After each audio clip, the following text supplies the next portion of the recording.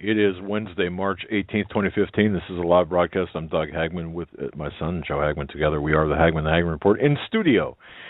And want to welcome everyone to the program tonight. We've got a special program for new listeners, by the way. We do broadcast every weeknight, Monday through Friday, 8 to 11 p.m. Eastern. You can find us on our home base on the internet is hagmannandhagmann.com. There are links to listen live, and you can listen online, listen on your smartphone, your 3G device, your Android, whatever you've got. We also have an app for that same purpose. You can also listen. We're simulcast by the Christians United Broadcasting Network. There, our home base is the Hagmann and Hagmann Report.com, different from Hagmann and Hagmann in both cases. Nonetheless, you've got to spell it all out, and that'll get you right to us. So, home base, Hagmann&Hagmann.com, Christians United Broadcasting Network, the Hagmann and Hagmann Report.com. I want to mention that this show is sponsored in part by NatureBox. Now, NatureBox ships great tasting, wholesome snacks right to your door. You can forget about the vending machine. You can forget about the snack aisles. Begin snacking much smarter with wholesome, delicious treats.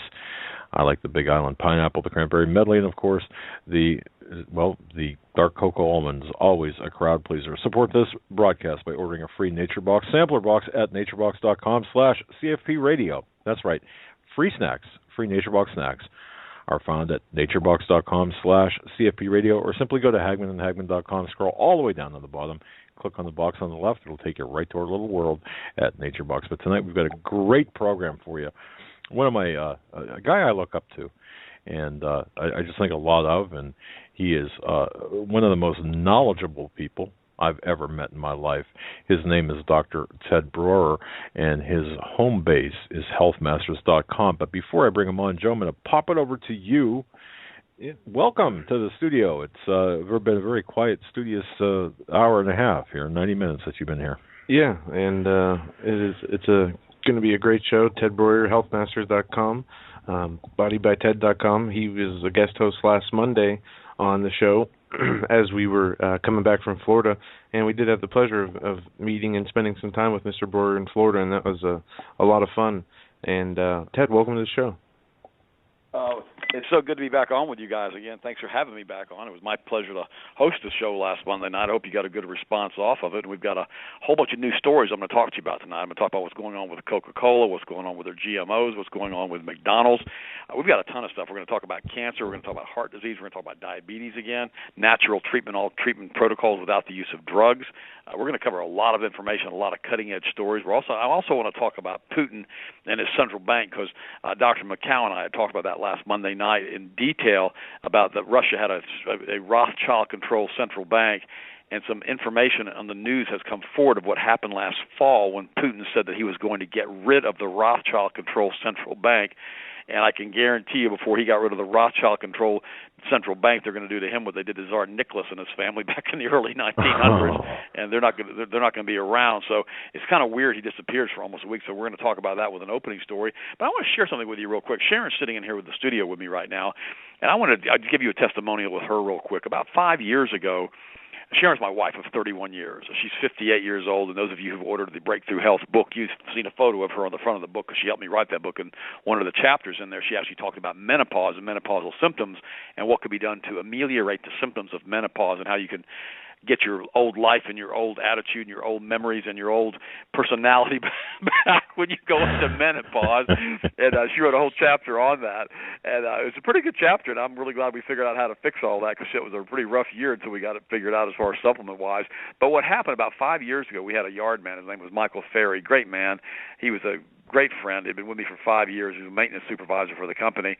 And what had happened to him is he had ended up having bypass surgery at the age of 57. And I had pleaded with him not to do it. I told him there were natural things that we could do to eliminate his problems with his heart. But he didn't listen. He went and had bypass surgery. And then I brought him back to work about 6 months later, and he was never the same. And then finally one day he died in his sleep, and at home in bed. And it was a sad time. But about 4 or 5 days later, Sharon, we had no yard guy. It was the middle of the summer when all this happened. There were a bunch of weeds in the front beds around the house, and she went out there and just voraciously started yanking weeds out of the beds. And when she did that, the next day her fingers had swollen on her right hand, and to the point where she couldn't make a fist. Does that make sense? Wow, Her fingers yeah. were so swollen, and they were in extreme pain. Her joints had actually inflamed, and this didn't go away. And we've been fighting this now for the past 5 years. And I told Sharon, so this is ridiculous. We've got to be able to figure out a protocol to get rid of this. In addition to that, about 4 years ago, she had been diagnosed with spinal stenosis about 10 or 12 years ago. We had developed several product protocols in order to help get rid of the spinal stenosis, which is a calcium outcroppings on the inside of the spinal cord column, which pinch and impinge on the nerves, which cause all kinds of problems when you sleep at night, when you try to walk, with your hips, with pain. So she was having tremendous neurological pain in her hips. And about 4 years ago, we ended up having to take her all the way to a neurological chiropractor up in Alabama, which is like an 8-hour drive from the house, to try to get relief for her because she was about to have to go under surgery. And then finally we found another chiropractor. His name's Dr. James Kinsey. He's in the Kissimmee area. He's also a neurological chiropractor. That's Kinsey, great guy. And we went in to see him, and he was able to help her, but it was never quite right. She'd go to sleep at night. She'd have extreme pain, shooting pains through her hips and through her legs.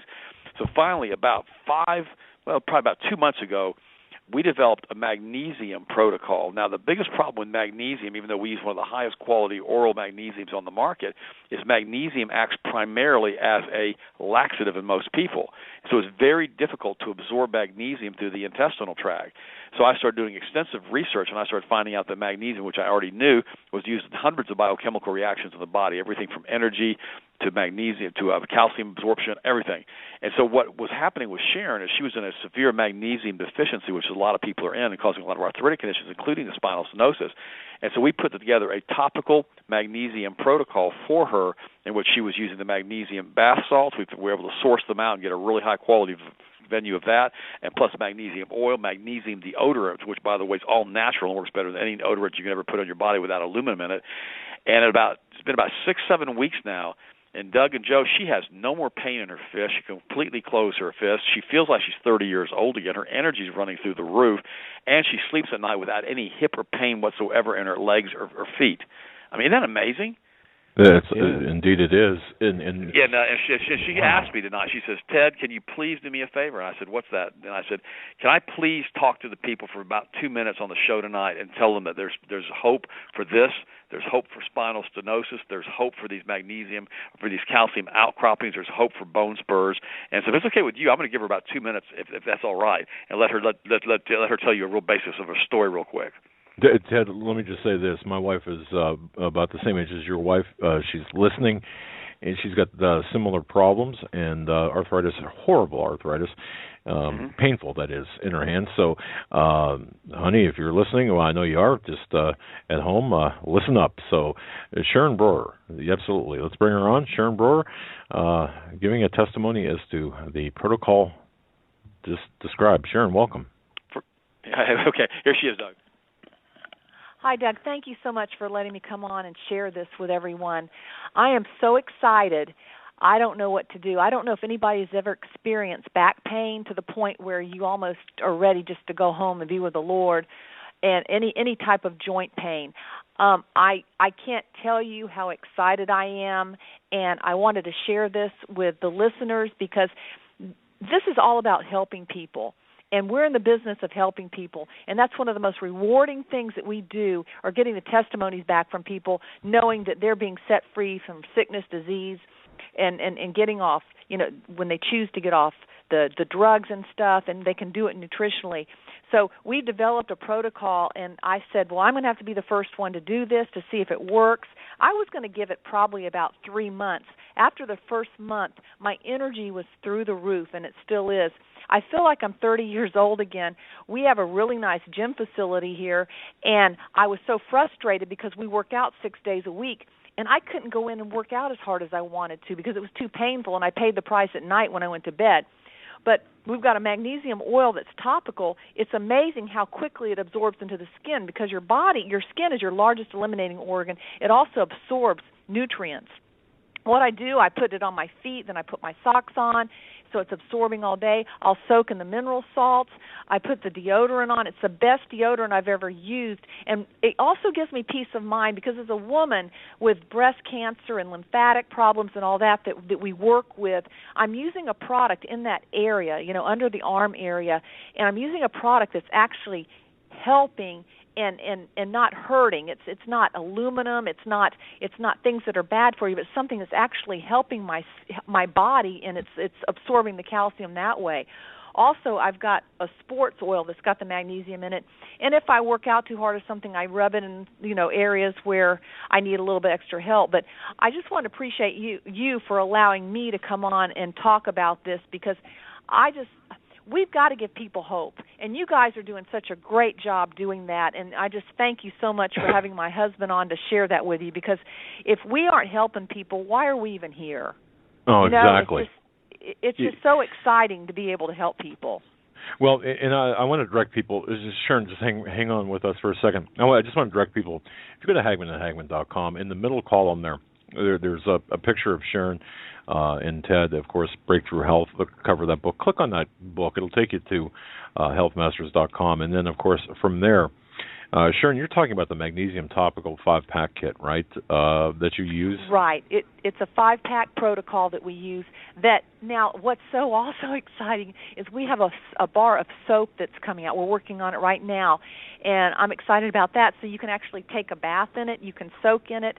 You can actually, I think we're coming out with a shampoo also. So anything anything I put on my body now, I want this magnesium oil in it.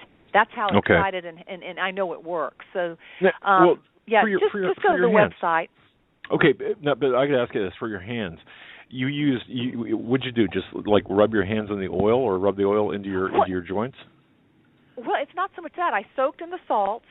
I actually rubbed it on my hands, and then also, like I said, every morning before I put my shoes on, sometimes I'd soak my feet in it, wipe them off, and then maybe put some of the oil on it on my feet, and then put the socks on. So all day my body's absorbing it. And that's the whole key, is that your body is taking in what it needs, and it's dissolving those spurs, and that's where the pain comes from. I mean, when you could barely make a fist, I was feeling old, and I don't want to get old this young. I feel really like I'm in my 30s again. It's so I know I am redundant, but I'm ecstatic with joy. That's great. One of our sitters one time said to our kids, that's just. But what you guys are doing is so wonderful, and I thank you for allowing me to share that with you. I'm going to give you back to Ted, and all right. God bless you guys. God bless you as well. Thank you so much. Sharon, would you be willing to drive over to the office real quick and take a few phone calls from people who want to call? All right. She said she'd be happy to. So if I can give out a phone number real quick, Doug. Yeah, sure. It's 863-967-0244. 863-967-0244. If you don't have internet access, you don't have an 800 access, or you're calling from out of the country, or it's 800-726-1834. Give her about 10 minutes to drive to the office. 800-726-1834. Yep. And if you go to the website, on the website on the front page, there's actually a little block there. You can click on magnesium protocols, like 5 products, and we want you to do the whole package because we wanted it to work like it did for Sharon, because we had to develop this whole protocol. And, of course, it's right under the Hagmann blood sugar protocol, which is still up on the website. I got tired of telling everybody what was going on with that. But let me real quick. Let me jump on before we start on all these nutrition things. Let me just read you this real quick, and I sent a copy of this thing to you guys because I wanted to see what you guys thought about this.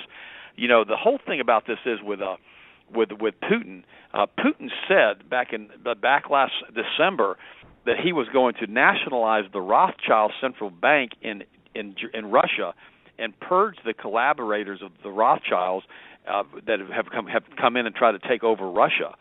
And he said that he's going to start this. And in fact, I sent you this article. It was posted on December the 15th by Anders, and it said he was under heavy pressure from outside and inside that Western sanctions were intended to crash the price of oil. And despite the efforts of the Rothschild-controlled Central Bank of Russia and the use of dozens of billions of foreign exchange reserves, the value of the ruble has dropped by 39%. And Russia was actually being forced to accept U.S. dollars and U.S. bonds from the sale of their oil. And he had said he had enough of it and he wasn't going to do it anymore. And I didn't know if you guys were aware of that or not, but I learned that from Dr. McCow, who was on the show with me last Monday night, about that Putin was wanting to get rid of the Russian central bank because it was a Rothschild-controlled institution, and he was kind of like what Hitler was doing, because they put Hitler into power too. That he threw them out and started running his own money, printing his own currency, and they didn't want any country to know that you could actually print your own currency debt-free and be prosperous without having the enslavement from the banking cartel.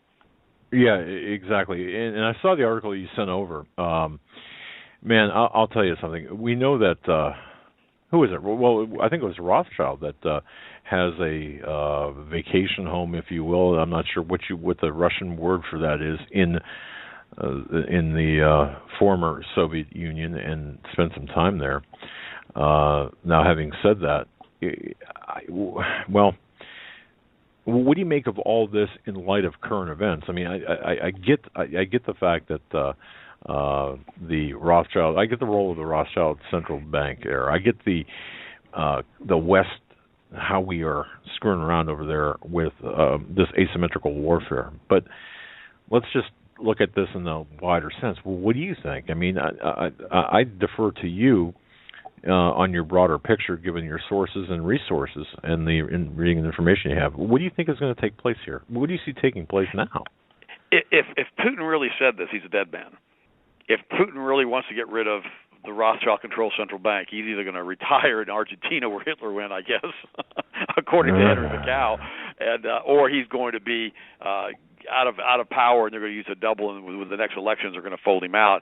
And then I got another link today from another source that said that he was that they were using a body double now with his last appearance him a couple of days ago, and that wasn't actually Putin. They were showing close-up pictures. Now, Doug, Joe, I don't know if any of this stuff is real, okay? I don't know if the pictures are right. I don't know what's real. All I know is odd to me. He disappeared like he did. All I know that if he's saying he's getting rid of the Rothschild-controlled central bank, remember, this is why they got rid of Tsar Nicholas. Tsar Nicholas refused to put in a Rothschild-controlled central bank, and that entire Russian Revolution was brought about by the according to Henry Macau, and he's absolutely right about this. It was brought about by the Sabbatain Frankists, basically continuing to fund through the central banks and starting the war in Russia. Sadly enough, I mean, until we get rid, this is what Ron Paul says too, until we get rid of the central bank of the United States, get rid of the Federal Reserve System, and we nationalize their assets here, and we get rid of all this debt that they created out of nothing, should be nothing, which should all go away to them, we're not going to get out of this mess.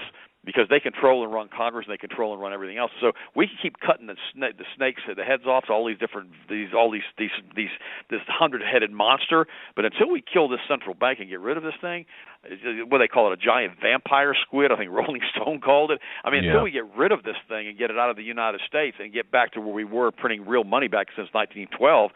We're not going to get over it. I mean, we've had 100 years of this tyranny with these guys now, and it's not going to go anywhere. That's where I see it going, Doug, because I don't believe for a second that we're going to start a thermonuclear war with Russia. I was reading some stuff just the other day, and it said that what happens is, and they didn't realize this when they did it, because we know there's like 13 known dimensions, and when you detonate a bomb in our three bottom dimensions, it affects all 13 dimensions. In other words, it tears holes through the fabric of space-time when nuclear weapons are detonated. And that's when we started having all of this quote-unquote extraterrestrial sightings and all these spaceships landing and all this other kind of stuff started really happening in just huge amounts since 1947. Now, whether you believe that stuff or not, something's going on up there. We have an entire space command for our military. And, and if you read the book, the day after Roswell, the man says that we have entire space platforms out there that Reagan built those particle beam weapons in and on that are aimed outward, not inward towards the country. They're aimed out towards outer space. So, all these people can't be lying about this stuff. What did Panetta say a few weeks ago? He wishes when he was the press secretary that he would have at least gone in and told the truth about what was going on with the extraterrestrial activity right now that's happening. And, we don't know if these are fallen angels or other angels or extraterrestrials or yet to be defined life forms. We have no idea. All we know is something weird is really going on, and now we've got Putin disappearing, showing back up, and now we've got people saying he's a body double, and all of a sudden he's saying he wants the Rothschild banking cartel out. Now he's become awful silent, and, Putin has never been silent. We all know that. So I don't know. I think it's interesting that this is actually happening. I think it's just another foretelling of the fact that we're getting closer and closer to the end. I believe that the United States is going to have to handstand in the aggregate and pray on an ongoing basis. I mean, between the GMOs, the fluoride, the statin drugs, the diabetes drugs, all of these different things that are going on a regular basis, if we do not do something, Joe, if we do not stand as a nation, I got a feeling this country is about to come to a screeching halt. I give us about 36 months before we have something major happen again, and we end up losing more and more and more of our rights. That's where I think this is going. But as far as Putin still being alive, I have no idea. As far as Russia getting rid of the central bank, it's not going to happen unless they have a major coup in that government and throw all these guys out. Well, it's interesting because the article that you did send us here about Putin, well, it's written by an Andrews. This is back from December 15th of 2014. That's right. Okay, Putin's confident. Putin to nationalize Rothschild Central Bank and purge collaborators with West. War till one side collapses.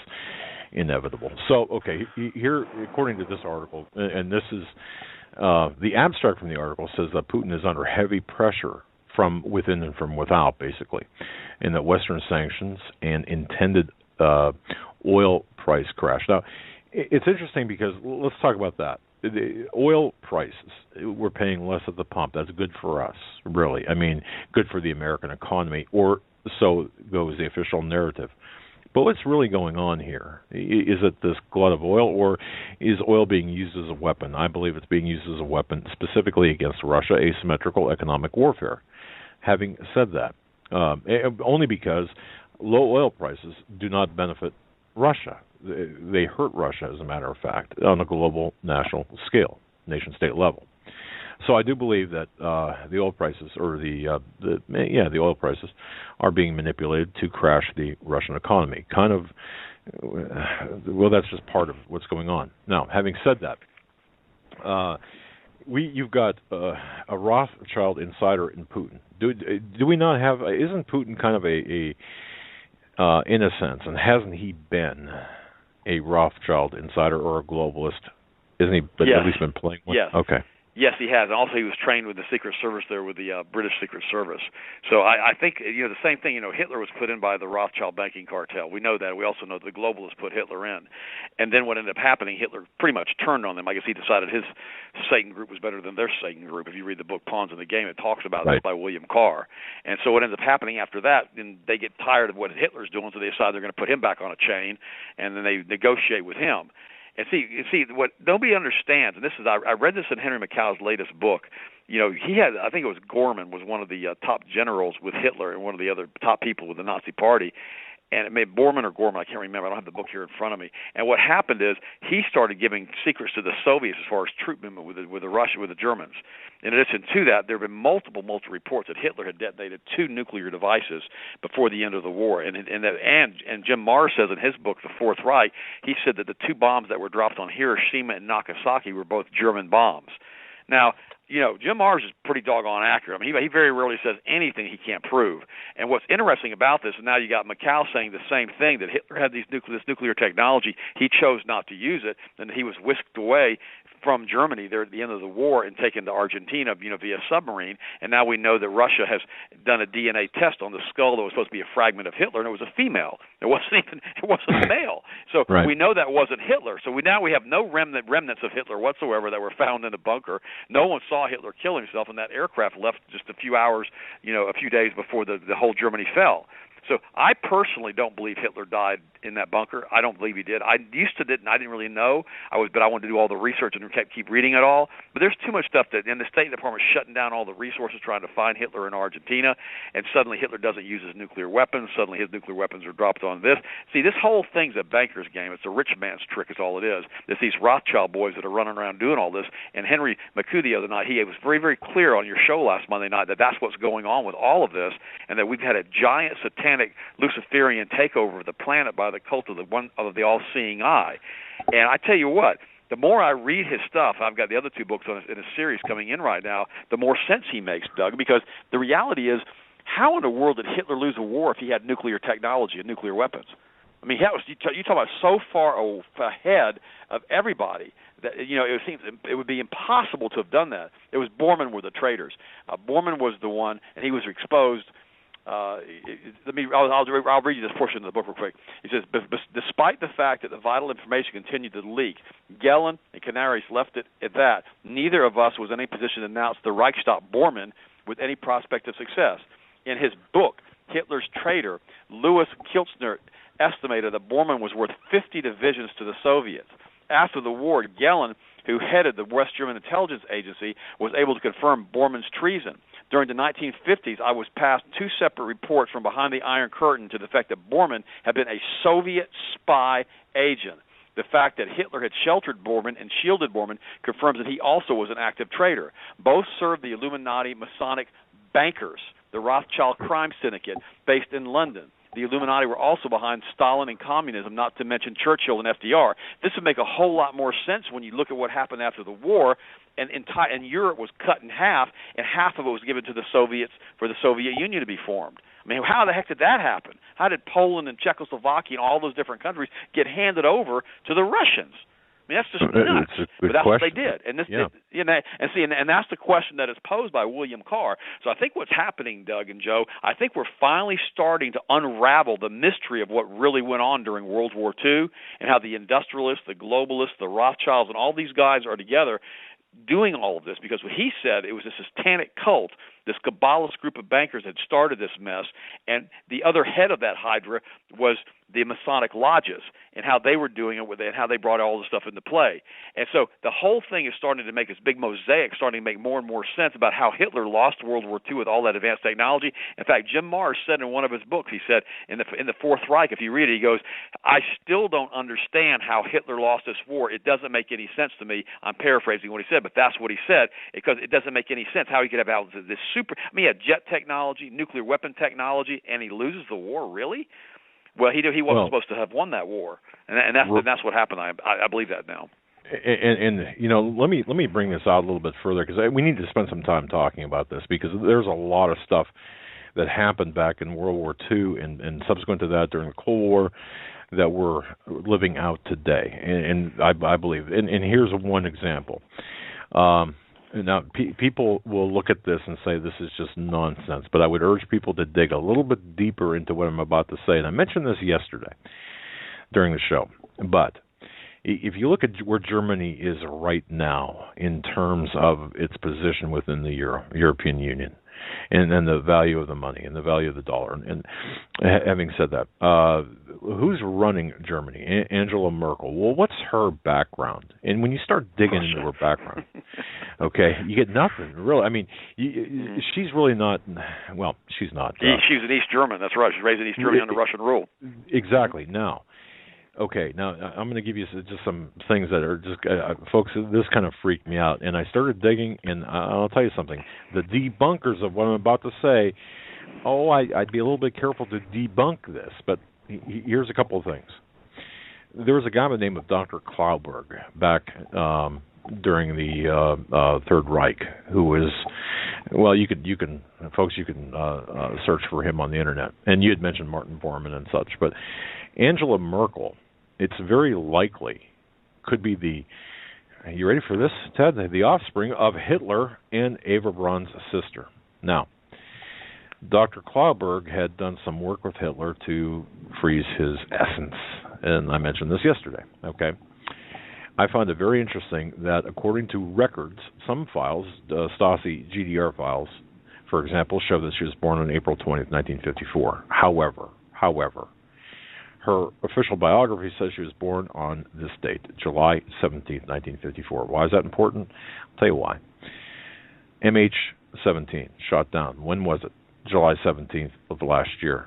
TWA Flight 800, shot down. July 17th, 1996. By the way, 17 years between 1996 and 2004. July 17th, again, the ostensible birthday of Angela Merkel. Now, I know this sounds weird, but if you keep digging down into this, are we not seeing this progeny of the Third Reich live on, and this, what would you call it, this continuation of a Third Reich, as other people talk about, as the Russ Dizdar and Paul McGuire talk about, and you talk about?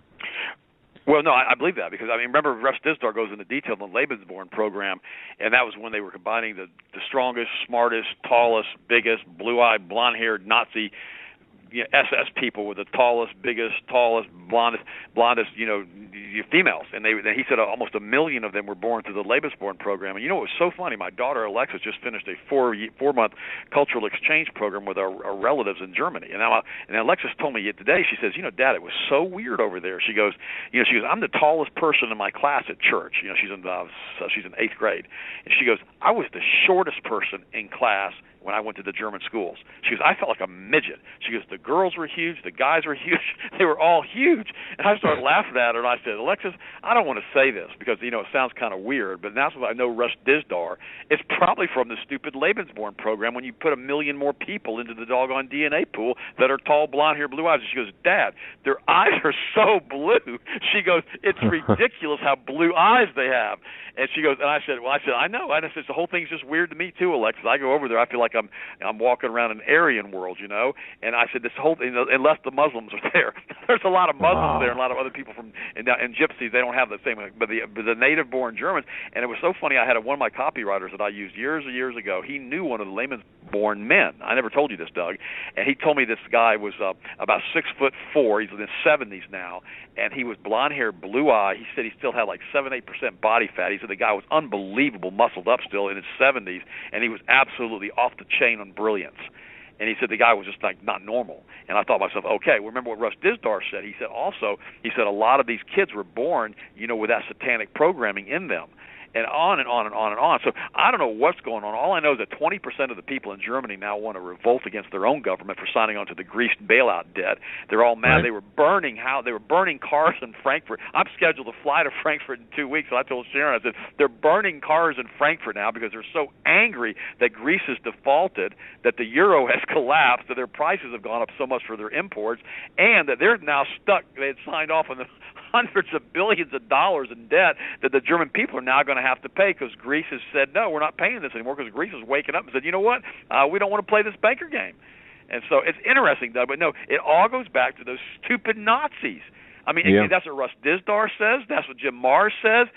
George Bush's dad, Prescott Bush, we know was a Nazi collaborator, had his assets frozen, was going to be charged with trading with the Enemies Act, and then all that stuff was restored to him after the war. And then he started the USO, I guess the stuff with when they're going over there entertaining the troops to try to get his name back.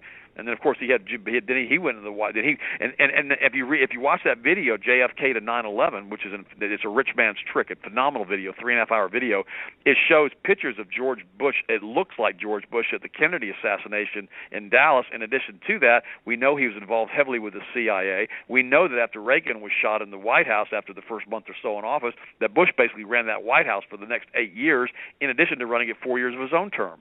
And all these horrible things that he did while he was there, then what Clinton did, and then what George Jr. did, and now with Barack Obama, he's like the cherry on the top of fascism on this country. And now we're going into a deeper and deeper hole that we've never thought could ever happen in the United States. And this is exactly what my mom told me happened in Germany. She said they never expected all that crap to happen with Hitler. She said we had no idea this was going to happen to us, and we had no idea that he was going to kill everybody like he did, and say the German people didn't deserve to live. I mean, remember when Stalin was coming in and the Russians were coming into Berlin, and all the women and children were hiding in the subways?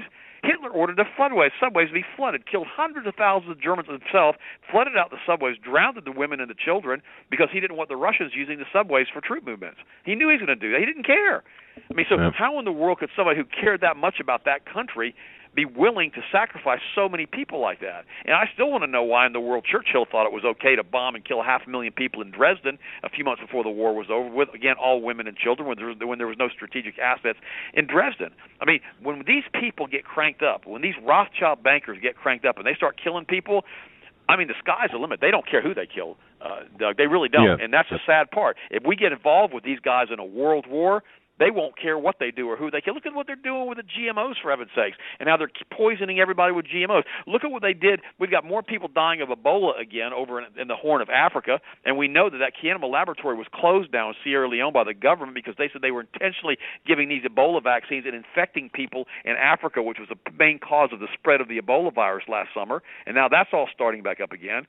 Dr. Francis Boyle, who wrote the Biological Weapons Treaty Act of 1989, he said that they put in the act that they would not be allowed to do that in the United States anymore, so they use those people as guinea pigs over there all the time to see how many of those people they can kill. And then Bill Gates doesn't care. He's infecting them with about everything they can anyhow, trying to reduce the population rate over there. So these are the people that are in charge. Yeah. Now, look, folks, a hard, difficult truth sometimes when you have to face it. But you mentioned about Dresden, going back in the conversation. Look, you've got to look at the context in which these actions were done. Was that necessary? How many, were killed? Or we're playing by the same template today. Once again, you have to approach this, and I would urge everyone to approach this with an open mind, because sometimes the facts are very inconvenient and the truth is very difficult to swallow. But now, let's bring this back here for a second here. You mentioned a number of things. Right now, we are seeing the protesters of the Euro Central Bank, compliments of Mario Draghi, out there in the Euro Central Bank president and the IMF, protesters. In fact, I think 1,100 different offenses or incidents happened over in Frankfurt. So here to date, and it's anarchy, and they've got another 10,000 policemen circling the city, basically. So I'm anyway. gonna let you know. I'm gonna be there. I'm gonna be there in 2 weeks. I'm gonna go over there and see what's going on. I'm gonna drive all over the place and see if I can find out what's happening and talk to the locals, because I don't trust the Rothschild banking cartel news media, and I want to find out for sure what's going on over there. I'll bring my camera with me, take some photos. I'll send them back to you guys. I'll text them back, let you know what's going on. If I see anything, I'll send it right back to you guys. You can put it on your website. But I tell you what. I interviewed Salente a few weeks ago, Giro Salente on the Power Hour, and right. I tell you what, I had him on for like 30, 40 minutes, and he was talking about Draghi and what's going on with the central bank over there, and he told me right on the air, he goes, the only thing they have left to do, they have no other choice now, they've got to take us to war. He says they're done. They can't keep doing this. Now they're inflating the euro because that's what they're doing. They're destroying the euro by printing more and more euros, trying to reduce the value of that currency against the dollar, because the dollar was about to go defunct, and now they're doing it to the euro. It's like all the currencies are racing to the bottom, and once they get to the bottom, and there's no place else to do, and no place else to inflate, and everybody's completely in debt, and nobody has anything to do besides pay bankers the rest of their lives for the next 10 generations. They'll start a war, and then they'll start seizing assets when the war is done. And the same thing with the Bank of International Settlements. That's a complete and total Rothschild banking cartel that runs the bank there in Basel. There's a great book you can read. It's called The Tower of Basel. It talks about the Bank of International Settlements and how they allowed Hitler to funnel all that money through them. Now think about this. This is a Rothschild-controlled banking group, the Basel group, the BIA, Banks of International Settlement. It's the bank for the International Federal Reserve Banks. It's the bankers' bank, right? And they were funneling the money from Hitler to allow the war effort to continue to allow Germany to build their armaments up, and they allowed that to go on. Now, if they're all Jewish, which they are, which the Rothschild family claims to be, which Henry says they're not, but that's what he says they're Satanists. If they are that, and they knew what was going on in Germany, and they cared at all about the Jews that were being persecuted in Germany, why in the world did they allow that to happen, Doug? And that's what I don't understand. See, nobody ever wants to talk about this, and that's why I loved when Henry came on, because Henry's Jewish. And he was part of that whole thing, by the way. He was part of the Kabbalist group. He told us, he didn't tell us that on the air, but I read that in his book. He wish you'd have disclosed that. And he said about 15 years ago, he saw what was going on, and he had an epiphany. He left that behind us. And the thing about it is I made sure everybody understood that Henry is not a Christian. He's going to tell you things tonight you may or may not believe. Joe was on there. He heard the whole show with me. And I tell you what, you talk about an eye-opening show. And see, he was telling the truth of who these Rothschild people really are and how they're a sect that has basically hijacked everybody in the world with their banking techniques, and that they're awful. They're a bunch of Luciferians, and they maintain the control, like Paul says, Paul McGuire. I agree with Paul, and Russ Dizdar says this too. They do all this child sacrifice all over the world on an ongoing basis because they release the energy from doing that into the atmosphere to maintain this siege on humanity, this trance they've put everybody into. And when you combine that with the whole thing with the drugs and the chemicals they're putting in the water supply and the fluoride and the calcification of our pineal glands. The other day I was listening to Alex Jones. He said something that I've said 100 times before on the shows. I said, I can't help it if this goes back to Christianity. I can't help it if this whole thing goes back to Luciferianism. I can't help it if it goes back to human sacrifice with children. I said, I can't help it. I said, that's just where this thing goes. And I said, you guys all want to act like none of this religious stuff and none of this Christianity stuff is real. I'm here to tell you, it's real.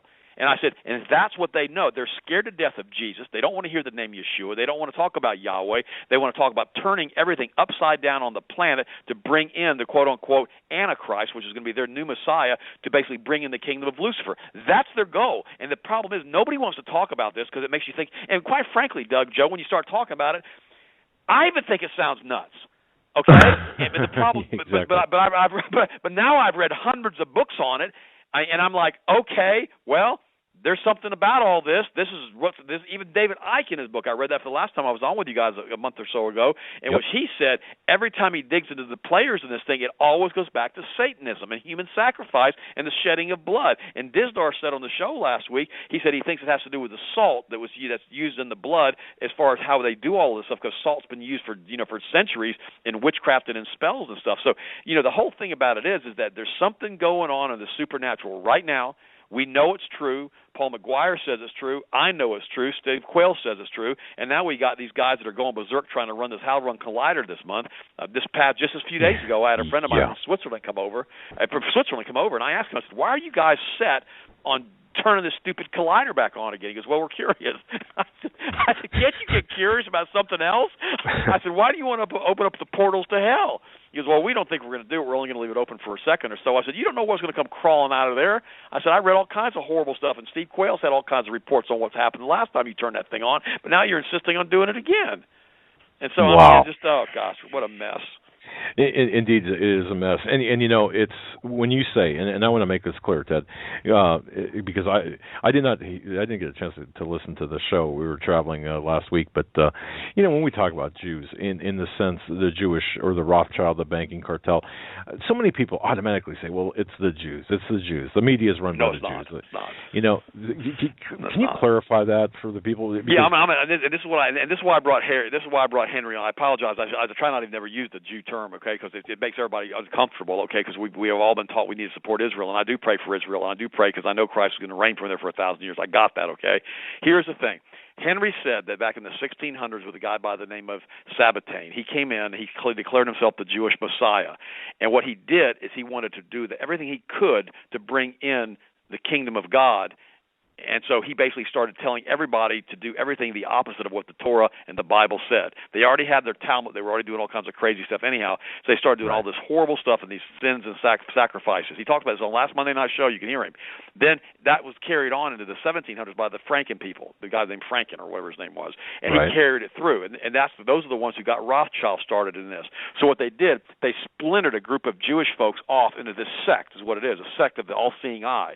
And Henry said the vast majority of the Jewish folks have no idea this is going on, so it's not the Jews. It's this sect that started off in the 1700s that were composed primarily of Jews that has started this entire thing. They brought in the Masonic lodges and infiltrated them, and then they used them as their, quote, Gentile side of this, and they worked together on this. But the vast majority of the Jews have no idea any of this is going on. They're as innocent as the vast majority of the Christians who are a bunch of sheeple being led to the slaughter, and that's why we can't say it's a Jewish conspiracy. It's a Sabbatain-Frankist conspiracy. That's how we have to differentiate that. And Henry Macau was very careful to say that last week. And he goes, look, I won't even consider myself Jewish anymore as far as from a religious standpoint because I'm not going to be involved in any of that stuff anymore because of what they do. They don't believe in the Torah. They don't believe in any of this stuff.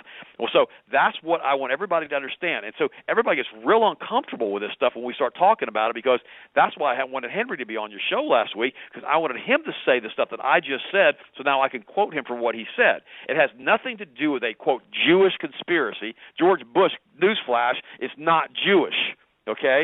The Bush family is not Jewish, okay? The Clintons aren't Jewish. Obama's not Jewish.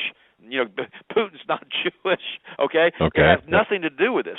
It's a cult of the all-seeing eye, which is a splinter group that started back in the 1700s, and now a lot of other people have joined that same group who are not Jewish. So we can't blame this on the Jews. It has nothing to do with the 99% of the Jewish people. It has nothing to do with 99% of the people on the planet. It's this group of people that learn how to use money magic, like Paul says, that they learned from Alex Alexander, the Huxley, and the other guy of the Satanist Aleister Crowley back from 100 years ago, and they've been able to do this and keep this thing alive and keep this spell, this trance on the population of the planet through all of their human sacrifice.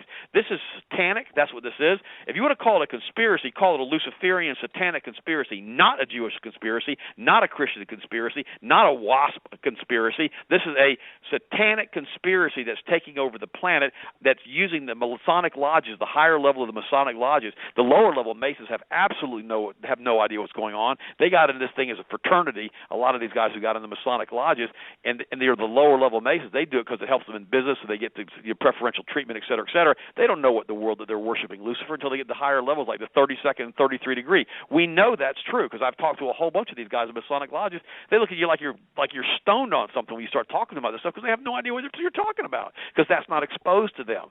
See, so that's why we have to call this what it is. We have to call this a satanic conspiracy to bring in the book of Revelation, to bring in the New World Order, to put us all into a feudal system underneath a satanic leader that they're going to bring in once they rebuild the temple, and they're going to shed his blood, and then they're going to crown him King of Kings in their little world, and that's how they're planning on doing this. And these people are that sick, they're that messed up, they're that weird, they really believe all of this stuff. And so please do not call this a Jewish conspiracy. Do not get all bent out of shape with Jews. It is not the Jews that are doing this. It is a satanic group of people that are doing this. It is not the Christians. It is a satanic. George Bush was not a Christian. How can you be a member of Skull and Bones that you have to sodomize one another in caskets and call yourself a Christian? Are you kidding me? That's not a Christian thing. We don't do that as Christians. We don't see all that weirdo stuff and all the call boys that were called into the White House with all these different presidents late at night. And we know all that's true. My gosh, Barney Frank was running a call boy service out of his doggone basement of his house when he had this one gay lover living down there with him. They're a bunch of sickos in Washington. They're a bunch of weirdos up in Washington, and they all need to have we need to get rid of every one of these guys and basically put fresh people in there and restore the republic, Doug. And that's what we have to do. If we don't do that, this country's on a grease shoot to hell right now. And Russ Dizdar says once these, quote, super soldiers from all this stuff get released into this thing and they start doing all this terrorism stuff, it's going to bring in martial law almost instantaneously. And I hope the person that I hope is wrong is Russ. Gosh, he's saying there's millions of these guys that are running around now that have gone through this sacrificial stuff and have been subjected to all of this stuff. And I hope and pray he's wrong with those kind of numbers. I really do, Doug. But we have to call this thing what it is. This is a spiritual battle. This has nothing to do with flesh and blood. Jesus called it out. He said this is a battle of principalities and things in high places. And last week on the show, Doug named what those different things were, and they're all different groups of angels in the heavenly host. That's what the different battles about. He did that in the Greek.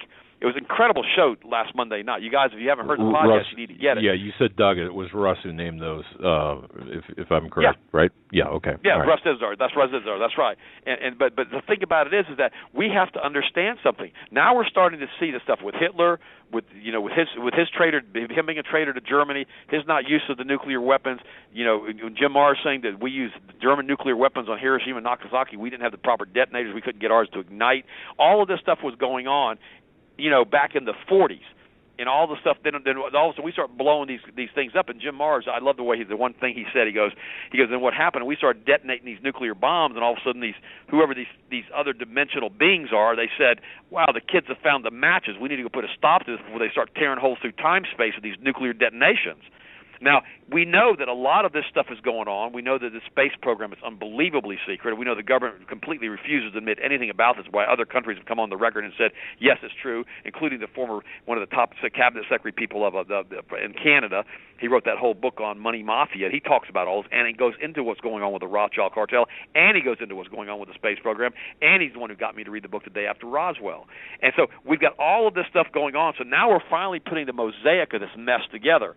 In the meantime, they're feeding us GMOs to poison us to change our DNA. They're spraying us constantly with chemtrails. They're giving a lot of people Morgellons disease because of the chemtrails. They're invading us with nanofibers from the chemtrails. They're giving us fluoride to dumb us down and to calcify our pineal glands. They're giving us all of this MSG in our water and in our food and everything else that they're putting it into now in order to try to dumb us down.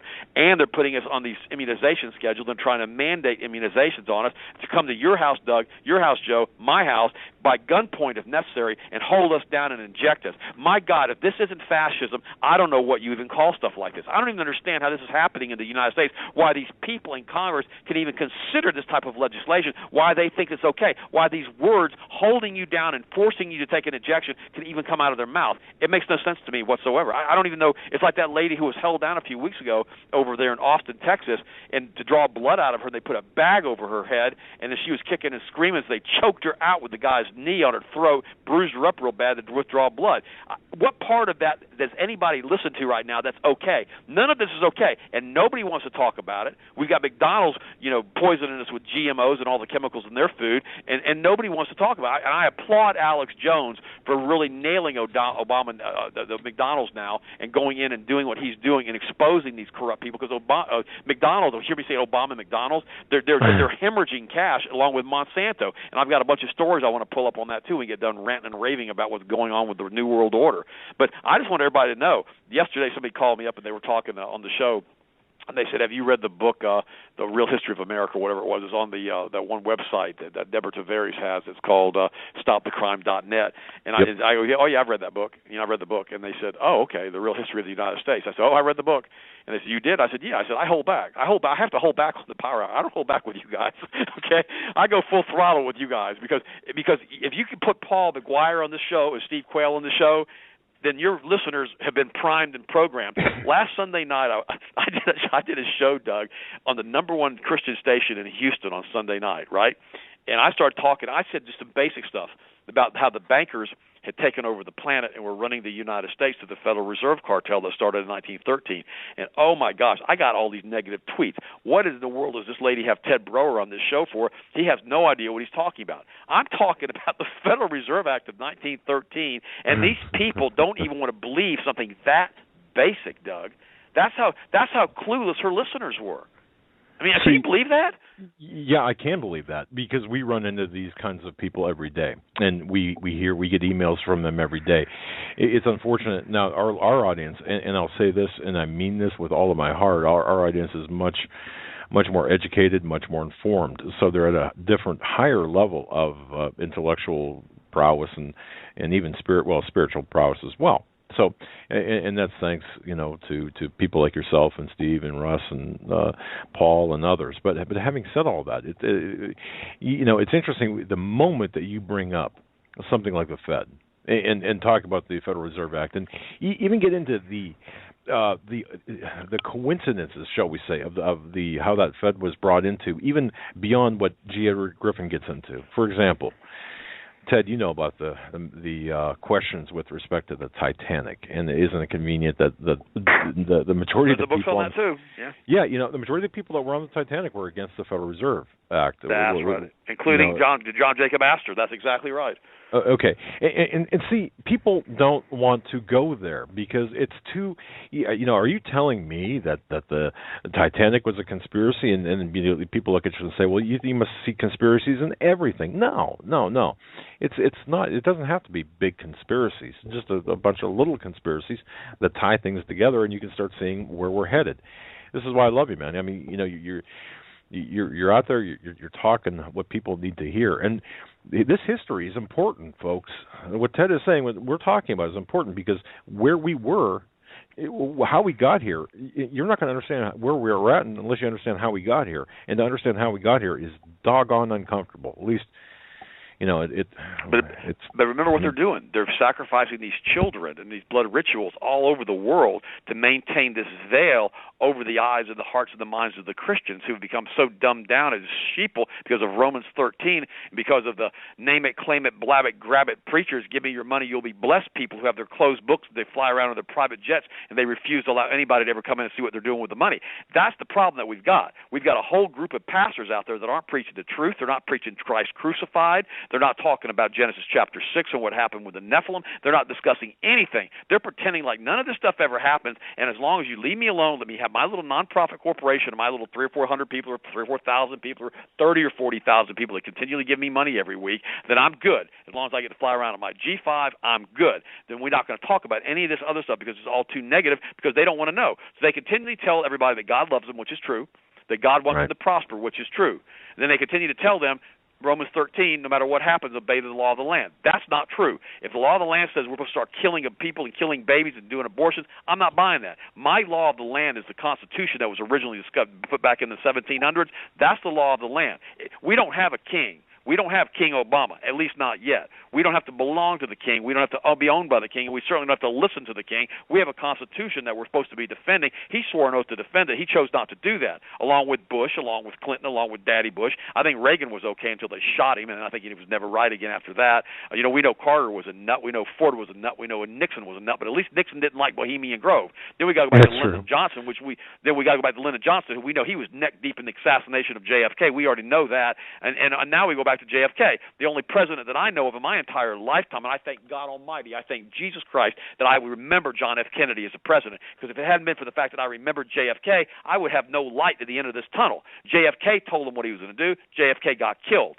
Putin told him, if this is true that Putin said he was getting rid of the Rothschild banking cartel, that boy's sleeping with a fish right now, as far as I'm concerned. I mean, that's how I look at the whole thing with Putin. Because how many body doubles did Saddam Hussein have? I mean, exactly. They all have body doubles. Hitler had body doubles. They all have body doubles. They get the best surgeons in the world, and they find people that have similar bills, and they start working on them in case they have to have a special event that nobody wants to make sure nobody gets assassinated. This guy's got to trot around. And the sad part about it is, if we don't stand in the aggregate as Christians, if we don't start praying correctly, if we don't release the dunamis, the power of prayer in the aggregate into the unseen dimensions, and the power of God does not come back on this planet, we're screwed, Doug. It's over with. This is the United States that we know it's done. Yes. Yeah. Well said.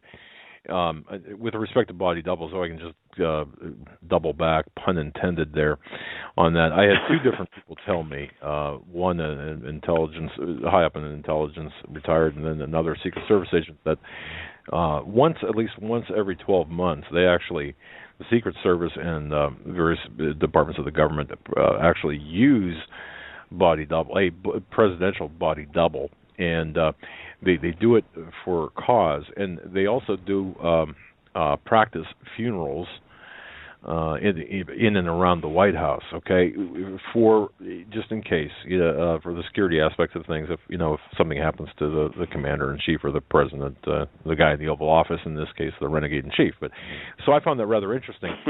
Just a comment like that reinforces what you're saying, and of course we know Saddam Hussein had body doubles. We know body doubles for all of these. I mean, it's only reasonable, is it not? I mean, if you're the most important person, powerful person in your country, you're going to have security such as that. So it's not unthinkable. But what are you saying with respect to Putin now? Because I'm curious as to what your feelings are. Do you think that we're looking at I mean, it's possible that Putin's not the guy and not the original Putin, but how do we know? I mean, what's going on there? Because I don't think we're ever going to know, Doug. Here's if everything starts to calm way back down, and there's no more talk about getting rid of the Rothschild central banking cartel in Russia, if there's no more talk about any of that, and all of a sudden there's another election, or Putin just gets real mellow in his old age, and he stops being part of the big vocal group against the Rothschilds and against what's going on in the New World Order, if all of that calms way back down again and everything becomes real normal over there, chances are Putin's gone, or he's living in Argentina in Hitler's old house. Who knows? I mean, who in the world knows? I mean, I don't know. I mean, gosh, at this level of politics, at this level of political theater, you absolutely have no idea what's going on. I have no idea. All I can do is speculate like everybody else. I personally believe, and I'm going to say it again, if Putin really intended on getting rid of the Rothschild banking monopoly that had taken over Russia from Tsar Nicholas, if he was planning on getting these guys out and nationalizing the Bank of Russia and getting rid of these guys, the man's either been moved out of office, he's dead, or he's on vacation permanently somewhere in Argentina or somewhere else. I said I believe. Now, if he wasn't planning on doing that, if that was just more political theater and he had no interest in doing that, then it may be Putin still in the Kremlin. I don't know. All I know is this. Something weird for a national leader on the brink of nuclear war disappears for a week or 10 days and takes a vacation. I mean, unless he was in some underground bunker preparing for war, which now obviously pops back out again, unless his body double popped back out. But I've got some photos that were sent to me today. Now, whether they're accurate or not, I don't know, of him and then a picture of the body double they had brought out, or if it was him with different earlobes, I guess, and things like that. I mean, I don't know what's going on over there. My gosh, I mean, nobody knows. Now, the NSA knows because they spy on everybody's phone calls on every single thing, that every bit of information that ever goes out. They know what happened over there as far as the inside track, and the people that run the world, the Council of 300, the Sabbatean Frankists, the Satanists, the all these weirdos who run these things and who do all these things, they know if Putin's alive or not. They just don't talk about it. I mean, my gosh, why would they blab it with all that kind of stuff? Because they have no interest in exposing any of themselves. And that's what's going on with all that. I mean. Okay, all right. Well, this is all good, and I'm just really interested in this, in Putin and Russia, because of all the rumors, and he did arise or come out, seemingly came out of his wherever he was, and but he was talking about nukes, and there was some tough talk when he came out, at least according to the Illuminati mass media, anyway. Who knows if it is? Yeah, exactly. Ted, hold that thought. We're up against top of the hour. Folks, you're listening to the Hagmann Hagmann Report. Fantastic guest, a fill-in for the Power Hour, Dr. Ted Broer. March 18th, 2015, we're talking with Dr. Ted Broer. Healthmasters.com, bodybyted.com is his websites. He also has been a fill-in host for the Power Hour, and he is a friend and a frequent guest of our show. Ted, this hour, let's get into, if you want, this is National Health Month. We were talking March is. And we can continue to pick up where we left off, or we can, I'm interested to get into what you have to say about Coca-Cola, Monsanto. You said these guys were hemorrhaging money in the last hour. Can you kind of go over what's going on with the genetically modified foods, Coca-Cola, McDonald's, etc.? Absolutely. Also, one more quick thing. If people want to look this up, they can look under Captain Robert Salas, Salas, S-A-L-A-S. This happened in 1967 when an unidentified flying object came out to his Air Force base where he had ICBMs. They were all there, and shut down all the ICBMs. They were deactivated. So I personally don't think that whatever these things are flying around, they're going to let us have a nuclear Armageddon on this planet. That's what I think. But that's neither here nor there. We'll start talking about nutrition now. Because you know me, I can go with you guys on this stuff. I love this stuff. Absolutely. All right, let's talk about Let's talk about right now what's going on. There's multiple stories we can talk about. We can talk about GI disorders and digestive problems. We can talk about a nationally recognized pediatrician in Central Florida calls into question the federal push to mandate measles vaccines. New York attorney doubles down on his attack on supplements. America to lose 1/3 of its fresh produce when California runs out of water, hopefully not by next year. This is breaking Newsweek. Scientists link fluoridated water to ADD, ADHD, obesity, and depression. Another one, altered genes, twisted truth, how GMOs took over the food supply. Number 3, Coca-Cola caught running massive payola scheme to churn out deceptive corporate propaganda on over 1,000 news sites. And then another one, GM's corn infiltrates South Africa feed supply, and fast food giants are losing cash, desperately trying to convince you they're natural. We can talk about all of these different stories. We've got them here in front of you. We can go over them, and I've read through them already. Well, so there you go. So I know that's like 7 things that we did. We can talk about any of those. We can start with the fast food giants are losing cash, desperately trying to convince you they're natural. If you want to do that. Yeah, absolutely. We see and hear advertisements on TV and on the radio, satellite radio for these different, mega conglomerate fast food corporations.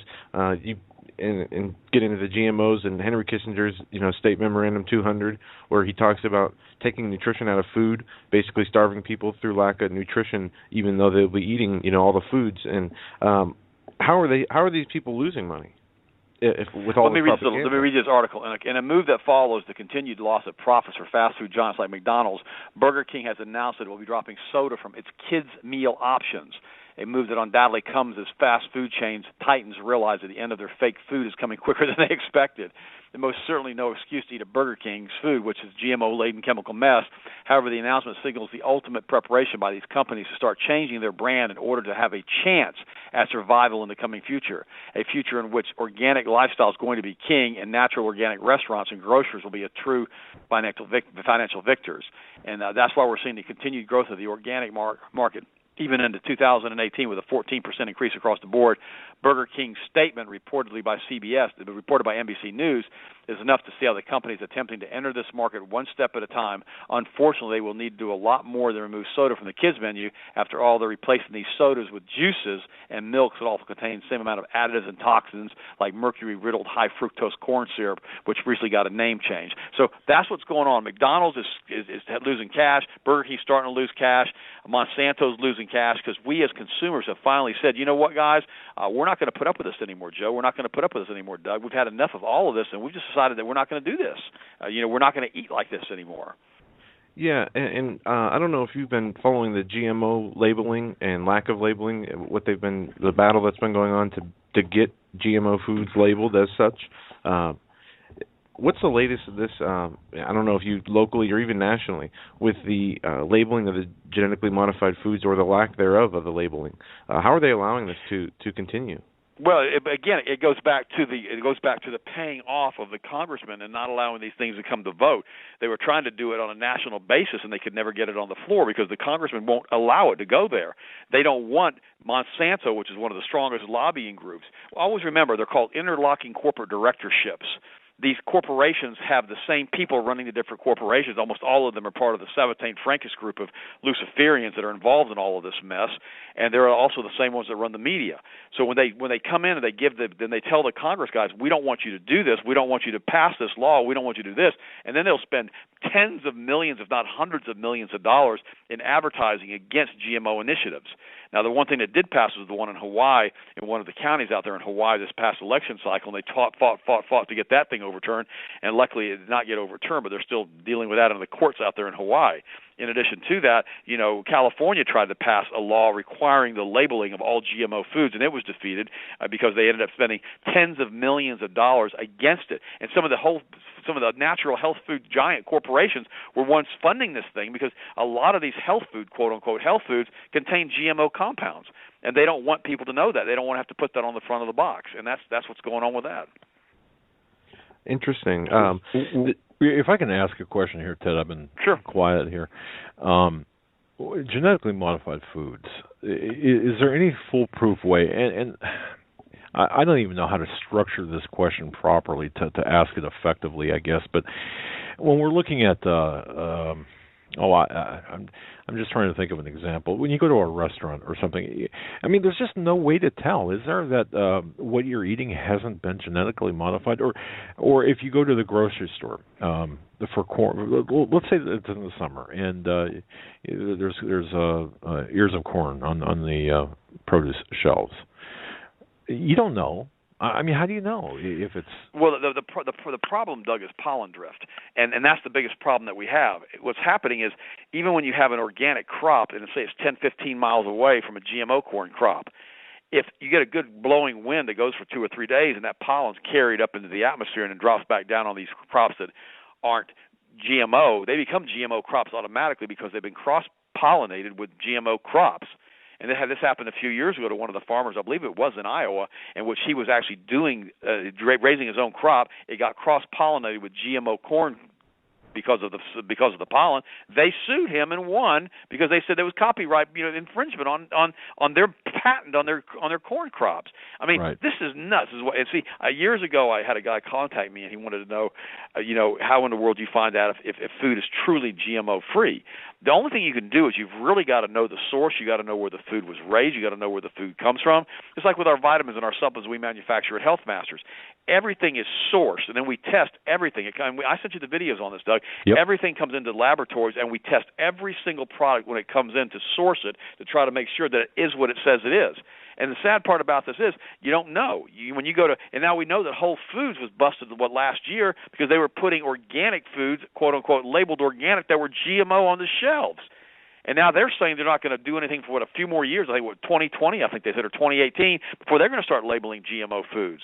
And see, the sad part about it is there's so much money in organics, and if they can get 2 or 3 times the price for a cucumber because they say it's non-GMO but it is GMO, then they get to make huge profits. And that's the sad part. And that's why wild oats should never have been allowed to merge with Whole Foods, because when they do stuff like that, the competition at that level goes away. You no longer have another, say, well, Whole Foods is using GMO foods, we're going to go shop at Wild Oats.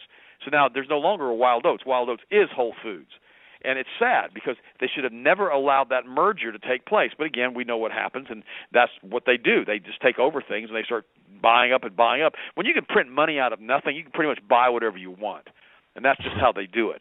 This is what they did in the Weimar Republic, and that's what they're doing now. That's why the blue chips and all these different stocks are so high right now, because the bankers are buying them for their banks as portfolio investments because they're doing it with zero interest dollars. They're printing out of nothing, and they're just pushing the stock market up until this thing comes into a big pop and it falls back down. Man, I'll tell you, it really makes your brain bleed sometimes, or want to just. I'm thinking about this, and you try to do everything that you can properly. You watch what you eat. You don't want to have any GMO stuff. And folks, one thing I'll say, and Ted did not ask me to say this, and I haven't said it, but I watched the video of his laboratory, kind of a virtual tour in a way, and for his supplements. And I've done my homework on supplements. And one thing I'll say about this, and if you're looking for supplements out there, and you should be, folks, because we're not getting the nutrition, the vitamins and minerals that we need. One thing I'll say about this, after looking, I looked at the videos of your lab. It's like a level 5 biocontainment type of situation. I mean, it really is. I was impressed, but I guess the real proof of everything is how you feel. And I've taken, for example, here. I've taken I just grabbed your bottle of B complex. I swear by this stuff. Now, I've taken B complex from various other sources. Never have I had the reaction, the positive reaction from a product than I have from your B complex, and that goes the same with your and this is just true with your cinnamon extract, your other supplements, the chelation therapy. All of these are just, you could tell the difference. Now, and this is what I'm looking for in food too, because you don't want to feed your family something less than something that's modified. But I'll just say this, and where I was going with this is just very simple. Folks, please be careful when you buy supplements and when you buy vitamins. Please know what you're buying. And I can tell you, I guarantee you with Health Masters, this is not a commercial. This is just a statement of fact. With Health Masters, you will be able to tell the difference. If not day 1, day 2, day 3, week 1, or week 2, or week, whatever. Just keep taking it. And I want to thank you personally on air. Thank you for doing what you've done for me. And folks, Ted has, while I'm on the subject, Ted has counseled me and provided me with the necessary supplements to bring my blood sugar down into, really a normal non-diabetic range. And the doctor couldn't even do that with medication. So I'm a walking example of this, and I just want to say thank you for that. You probably saved my life. And I'm not trying to, But see, we're all in this together. I mean, I like I told you the first time I told you, I said, Doug, I'm going to send you some stuff that's going to take care of these problems. And I said, we can't afford to lose you. And here's my simple guarantee we have on Health Masters products. You get my Health Masters products. You try them for 30 days. And this is I'm telling you this. I don't really push it this hard because I get weirdos. But I can only do this on the Hagmann show, okay? Because I trust your guys. You don't feel 100% better in 30 days on my basic nutrition protocol, which is the B, the C, the D, the E, the multiple, and the iodine. If you don't feel like you're worth 1,000 times better than you felt 30 days earlier, just send it back. I'll refund your money. That's me telling you that I'll refund your money. It has a money-back guarantee. You don't feel 100 times better in 30 days. And I'm not talking about even if you're taking vitamins. I don't care what you're taking. My stuff is that good. I personally take this stuff. I give it to my children. If I could make a better product, I would make it. And I can't. This is as good as it gets. I mean, we use positive. I mean, if you saw the laboratory, in fact, I'm going to post those same videos on my website next couple of days, Doug. I'm going to let people watch those videos because I'm going to put them all together tomorrow because they're still on my iPad. Because that's something I sent to you personally. I haven't posted that because a lot of that stuff is real. We don't really broadcast that information out there, but I'm going to send it out there so everybody can see the difference in the quality. And you find somebody else. You go to GNC and tell me if you don't feel 100% better in 30 days, they'll laugh at you. They'll say, whatever, man. Are you kidding me? We've been shown not even to have what we say we have in our products. We don't care because we're my son runs the company. I mean, I'm kind of like Hagmann and Hagmann. We're broer and broer. I've got my son runs the company. His wife works there. My wife works there. I work there. My 16-year-old kid, he works there. I mean, there's a bunch of brewers in there. I mean, we believe what we tell you because we do the right thing. We make the right supplements and we make them correct. And it goes back to the GMO things. We make sure we test every single batch of stuff that we have coming in, and then it goes into quarantine before it gets used. Make sure it doesn't have anything in it. Then it goes to the microbiology laboratory to make sure it doesn't have any biochemical products, any kind of fungus or anything in it. I mean, nobody else does stuff like that. We actually age our products for up to 4 months to make sure they can have a 2-year shelf life, so we can put an expiration date on the labels. I mean, nobody does stuff like this, and that's why we sent the video to Doug, because we want him to see what we do at Health Masters and why our products are the best in the world. That's why, and I know people say, and that's so funny, Doug. The other day, a lady called me up.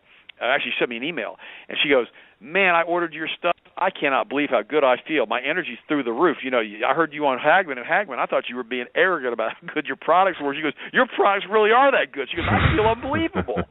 And I laughed, but I mailed her back. I said, "No, I'm not going to lie to you." I said, "How could I possibly have a money-back guarantee if you don't feel great in 30 days? I mean, I don't know what else to do besides that. If the people aren't willing to try a supplement that actually works, we use the highest quality cellulose gel caps in the world. We try to use only powder in those capsules so they get absorbed, they break down, so they don't go through your digestive tract like a lot of the vitamins you buy at the big grocery stores do. You look in the toilet, if you want to look in your own toilet, you're going to find the vitamin passed through you and never even opened up. It never even dissolved. You couldn't get past the shellac coating on it. And that's the problem that we have with most supplements. That's why doctors say vitamins don't work, because they're right. 95% of supplements don't work, and that's a fact, because they're made very poorly, and they're made by these giant laboratories that don't care about you or your family's health, and we're not like that. We're a family-run company. We've been in business for 35 years, and we do what we say we're going to do, and that's my little plug for the thing. And like with your blood sugar, I told you we could fix it, and we did. And see, and the whole thing with the blood sugar comes back down to how tight you want to be on your diet. Let me give you an example. Today, my girls, my 12-year-old and my 14-year-old took their college entrance exams. They missed by like 1 point passing the English and a couple points passing the reading comprehension. These are 12 and 14-year-old kids, for right? College. My 15-year-old's already in college. He's finishing his first year. Okay, all right. And so we went to lunch while they were doing this, and we went to a Thai restaurant. And doggone it, I told them I couldn't have MSG. They bring out the soup. I tasted it. A few minutes later, I started getting a headache, and I said, "I told you I couldn't have MSG. Just have MSG." "Well, it only has a little bit of MSG." And I said, "You've got to be kidding me." I said, "This is why I don't eat in Polk County where we live." I said, "I try to go to Orlando." I said, "We try to get health food restaurants. We live in a rural area." I said, "That's it. Up and out. We were gone." I paid for the soup and paid for the egg rolls, which were pretty good, and we left. You know, we had some spring rolls, they call them. They weren't deep fat fried. And I thought to myself, I'm not doing it. I'm not compromising myself at this restaurant that I told them I couldn't have MSG. Now I've got a headache from the MSG, and now I'm going to go ahead and eat the rest of their food here and have the main entree. I'm not going to do it. So we left. And see, that's the kind of resolve you have to have when you go to a restaurant. You've got to be willing to ask them, what's in your food? Is this salmon wild caught, or is this farm raised salmon? I want to know, because of parasite infestation on the farm raised. I want to know exactly what kind of food you have. Is this GMO corn, or is this real corn, or is this natural corn? What kind of vegetables do you serve here? What kind of oil do you cook things in? And yes, Doug, Joe, I really do. Joe saw it. Joe saw me walk out of a restaurant with him and his wife in Orlando because all they had was unclean fish, a bunch of skin fish. When he got back from lunch with you, he said, "Hey, Dad, you got to hear this," and he explained what happened, and I thought, good for you, man. Joe, you can relate, or you can tell the audience the story what happened. And one thing I was surprised that the second restaurant we went to is had it actually labeled on the menu, like you were saying, that you don't really eat out in your local town. You have to go to Orlando. I've never really seen that before. It says it right on the menu. No sodium nitrite, right on the menu. That's right. And so I ordered a Reuben sandwich, and then I had them checked. You guys, Joe was there, Doug. I had them checked. I said, make sure that this Reuben corned beef does not have sodium nitrite in it, please. And he came back. He goes, nope, there's no sodium nitrite in it either. I said, okay, I'll have a Reuben sandwich. And that's with the sauerkraut and the corned beef. You say, you're eating sauerkraut and corned beef in a Reuben sandwich? Yeah, matter of fact, it was actually quite good. And there's nothing wrong with eating a corned beef sandwich or a Reuben sandwich as long as it doesn't contain sodium nitrite. And I really like sauerkraut. It's excellent for your digestion. Now, what I did do, though, I piled it on half the bread. I'd only ate half the bread because I didn't want to deal with all the bread.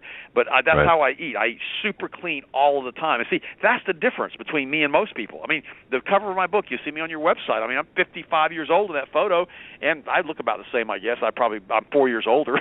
I'm 50, almost 60 now. But Sharon still looks great. You guys never even got a chance to meet her.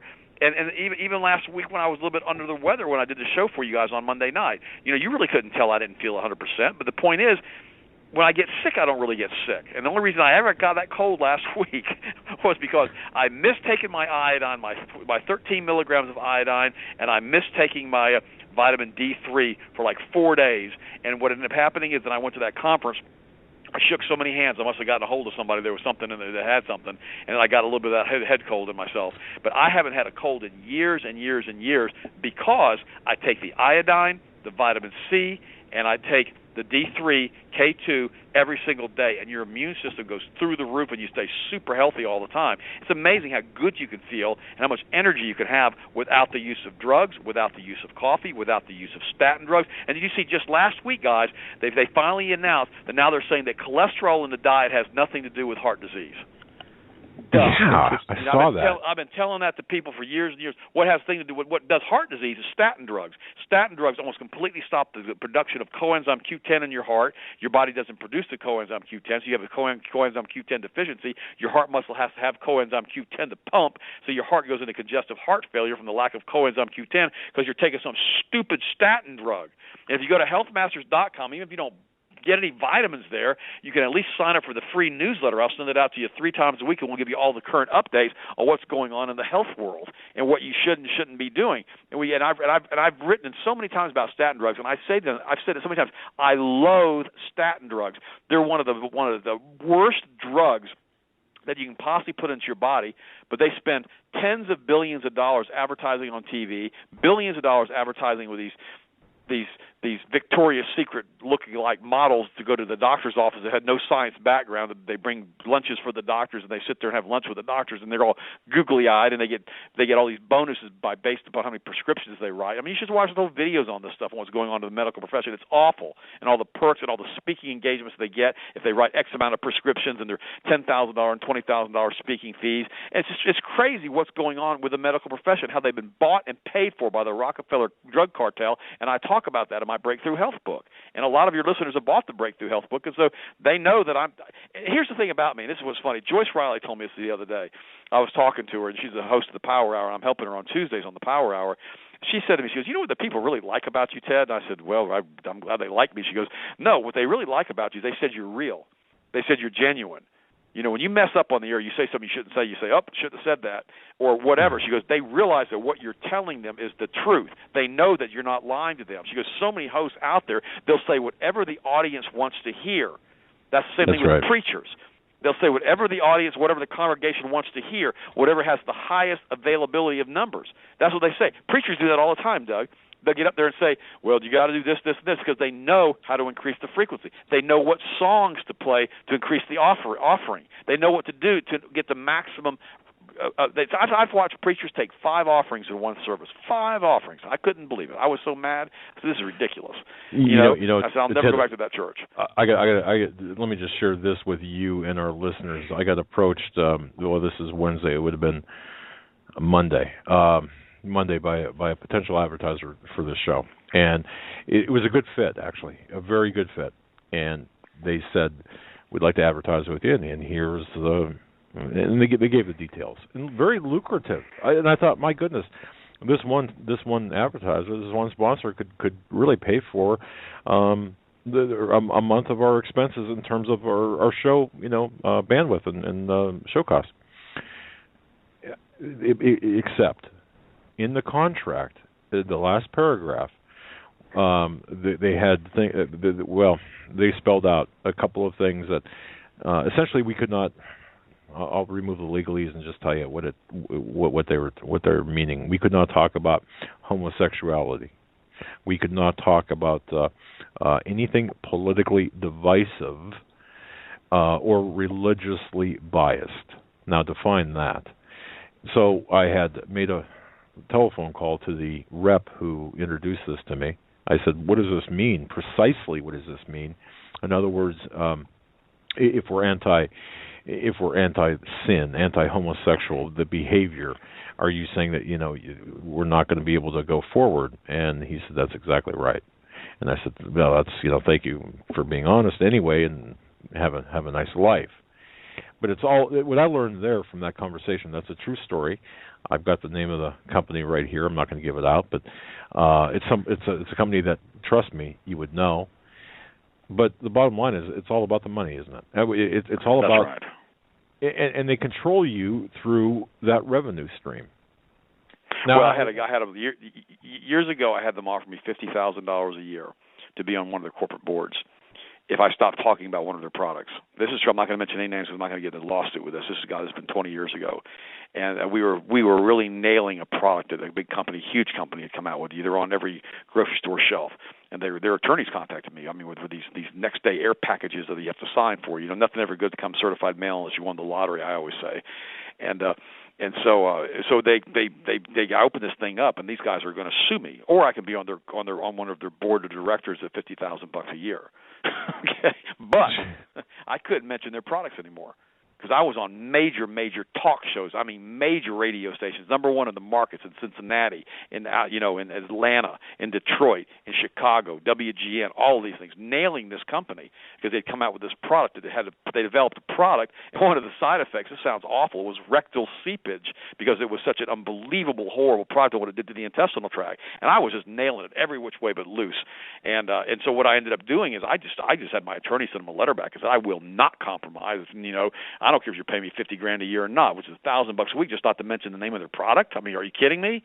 And I thought, I'm not going to do it. I have no interest in being involved with this company trying to buy me and buy my silence. And I'll give my sister credit, though. My sister, she's kind of like, well, she's kind of messed up, but she does have a PhD from Harvard, and she got a University of Florida medical degree. And I remember years ago she got out of the military. She was working at Bethesda Naval Hospital in the cancer research at the National Cancer Institute, and she was a captain in the military because, people know that's a military facility. And what happened is she was there for 20 years, and then she retired, and then they offered her this big job on Wall Street. And I remember one of the things they told her to do, she was going to be like a spokesperson. I mean, she's got a double doctorate, one from Harvard. And she goes, so, we're all all of us like school, right? And so what we're sitting there is, so she said, she called me up. This is when we were still in a decent term. This was right after my mom had died. And she goes, Ted, they want me to say things that aren't true. Are you listening to me, Doug? She goes, they want me to say things that aren't true.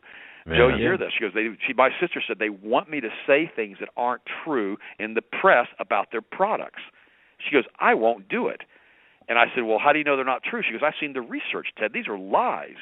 I'm not going to say this stuff. This isn't real. They're making stuff up, trying to cover themselves legally, and they want me to put my reputation and my educational background on the line for these people. She goes, I'm not going to do it. Well, almost immediately she lost her job. And that was the end of her and her. It was a Wall Street firm, too, in New York City. It was big. And so I don't know what she's doing now because she just, bless her heart. She's a medical doctor, so she's last time I talked to her, she's on like 10 different prescription drugs, bless her heart. She's so messed up because she believes the Rockefeller lie about medical drugs and the pharmaceutical drugs and all the things, and so she's just all messed up. So bless her heart, she's got some issues with all that. But, the point is, even she, knowing what she knew, was tried to be compromised by that. And so that's going to happen all the time. The bigger that Hagmann and Hagmann gets, the more people are going to want to come on and advertise with you guys and put constraints on you and say you can't do this and you can't do this. I told you what happened to me. This is on Fox. This is Channel 13. It was a CBS affiliate. It was called I think it was called Pulse Plus or something like that. It was in Tampa, and we came in there and we did the top 10 foods never to eat. This is back in the 90s. Kathy Fountain was my host, and she ended up doing a show with me on the top 10 foods never to eat. We had a 37% market share of like 13, 14 Tampa Bay counties, the largest market share that ever had, except when they'd gone to the nudist colony. And they actually gave me that a quote. The producer gave me that as a quote. And what happened is I came back on 6 months later. They want me back on to have that market share again. And she told me, she goes, they've contacted us about aspartame. You cannot speak about aspartame on this show, or they're pulling all of their advertising revenue. I may have said that to you before on the show. And so we had to do that. And right after that, they're the ones that did the investigators. They did that whole thing on Monsanto, again, on the bovine growth hormone, and they were told they couldn't air that show because of that. That ended in a big trawsuit. They ended up trying to go under whistleblower status. You can still get that online. This is what they do. They buy you. They shut you up. They don't want you to talk about what the truth is. And they ended up. That means you couldn't have your preachers on. You couldn't have Dizdar on. You couldn't have Paul McGuire on. You certainly couldn't have me on if we start talking about things. And so now all of a sudden you segment your market way down, and pretty soon they put you out of business anyhow because nobody's listening anymore because they know you've been bought out. And see, that's the problem that happens all the time with these radio personalities and TV personalities. And that's something that we have to be so careful of because, I can just see it going this way. And you mentioned this, and our audience knows this. 6 corporations own the media, basically. That's right. All of the media. All Rothschild controlled. Yeah, exactly. Not to mention the hundreds and thousands of other corporations that are owned under, with the media. from the fast food places, interlocking corporate directorships. That's exactly right. Yeah, the overlay, the incestuous relationships that Joe talked about, and we're seeing this more and more. So where do you go for the truth? You have to go to the independent media, and the independent media, if you're not careful, and I can see this happening. If you're not careful out there, anyone who's independent and thinks, well, I can certainly offset my expenses by grabbing a few sponsors here and there. If you don't read the language, man, you can really get balled up in the. I'll tell you another one that happened that I know personally. I'm not going to mention any names. I was on the seminar circuit for years and years and years, and I mean, this is what I did with Bush and Schwarzkopf and all those other guys. If you go to the bodybyted.com website, you'll see pictures of me with a whole bunch of famous people. I actually know these people. I had dinner with Benjamin Netanyahu. I mean, I say that stuff, and people think I just kind of make it up. I don't make anything up. My life has been just, I'm almost 60 years old. I've been around a long time. I've done a lot of stuff other than what I'm doing right now. I mean, I just started this conspiracy stuff about 4 years ago because God called me out of early retirement to get my butt moving again so I could try to help some more people. And that's the God's honest truth. And I've told you that story about what God talked to me and said to me in a dream one night. And the thing that was amazing to me is that he got my attention. He got me moving again, got me out of this early retirement thing that I was in. I was kind of this just chilling out raising kids, right? And what was interesting, I was with this seminar group, and we were all over the country, and I was speaking with Schwarzkopf and Bush and Colin Powell and Larry King and Benjamin Netanyahu and Margaret Thatcher, and this list goes on and on and on to just ridiculous, like 50 different super famous people. And what happened was the head of the seminar people, I got to be real careful what I say now. The head guy hired a guy that wasn't a good person. This guy's a Satanist, okay? Oh, I'm telling you, he's a Satanist. And I warned him because he didn't know he was a Satanist, and I knew what he was. He's into this group sect, these groups orgies, and all this other kind of stuff. This guy was not the seminar leader, but the guy he hired to do the emceeing, and he was paying him $250,000 a day to do this. I mean, that's the kind of money these guys were getting paid on the circuit, right? And I warned the man who owned the company. I said, you're going to dance with the devil in the moonlight. By God, he's going to turn you any way he wants. I said, this guy's bad news. You know he's bad news. I said, you know he's not a Christian. You know he's masquerading as a Christian. I said, you know he picks up a girl in every seminar he goes to. You know what they do. And I said, they pass out their room keys, and they have these little rendezvous together with as many people as he wants to bring into their little master suite there. I said, this guy's a sicko. And I said, you're bringing him in to be the MC? And he goes, well, yeah. Signed a $5 million contract with this guy for, like, I guess that would be, 20 seminars. Didn't put a moral clause in there for language or whatever. He gets up on the platform, starts just using filthy language, right? I mean, filthy language. So the head guy fires this guy after I warned him not to hire him, and the guy ends up suing him and got the balance of the $5 million and pretty much bankrupted the corporation. That's a true story. I was in the middle of it. I saw it. I was there. And I tell you what, it happens all the time. People don't realize you got to be careful who you dance with. You got to be careful. You got to be careful who you associate with. You got to be careful what you speak and what you think. I mean, this whole hologram that we live in now is a big soul farm anyhow. One day we'll have to do a whole show on souls and what this whole thing means with the souls on this planet. And the whole thing about it is that's the only thing real that leaves here is our soul when we die. And that's what this whole thing's about. It says in the book of Revelation that in the latter days they will traffic in men's souls. And they will do everything they can to destroy you, to bring homosexuality into your life, pornography into your life, compromise into your life, filth into your life, just all of this horrible stuff. And they know they do it on purpose to debilitate you as a human being and as a Christian, to render you ineffective for the kingdom of God. They do this, including seminar leaders that are a bunch of low-life Satan orgy people.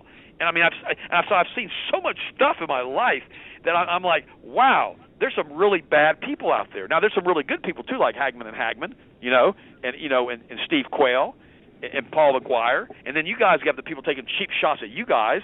And of course, I get that too. Anytime you get out there and you take a stand on anything, you're going to get pot shots. People are going to take a stand against you because you get this whole group of people, like Russ Dizdar says, that are specifically trained to go after people that are in leadership in Christian circles because they try to make them, they either try to discredit them.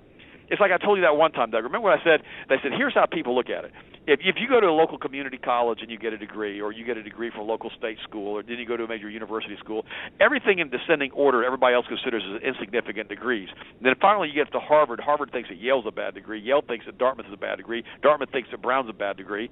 And so everybody puts down everybody else all of the time. They always find something to pick out about everything that someone does, but the reality is they never change the narrative. They never look at the truth. It's like Ross Perot said. He goes, why are you making this about me? Let's make it about the facts, when he was on with Larry King, if you guys remember that back in the 90s. Yep. And Ross Perot warned us of the giant sucking sound, and then finally he said they had people going over his compound walls and trying to kill his family, so he pulled out of the race that first time. And I believe that happened to him. I believe that they tried to do that to him. I really do.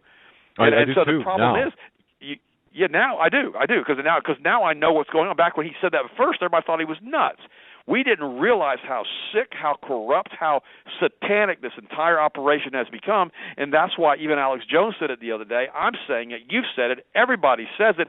It's about Lucifer and Satanism is what this New World Order is all about. And if you can't stop for a second, catch your breath, and realize just maybe you don't need to be an atheist, just maybe you don't need to be agnostic, maybe the Bible was right, which it was, and maybe you need to get right with Jesus Christ.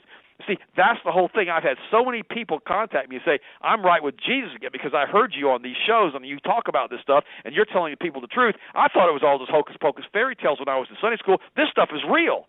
And see, that's what people have to understand, Doug and Joe. They've got to understand this stuff is real. These people don't want you to eat healthy. They don't want you to eat organic. They want you to eat GMO. They want you to eat high fructose corn syrup, which is loaded with mercury. They want you to do all of these things that's going to disable you. They want you to use fluoride, which is going to calcify your pineal gland.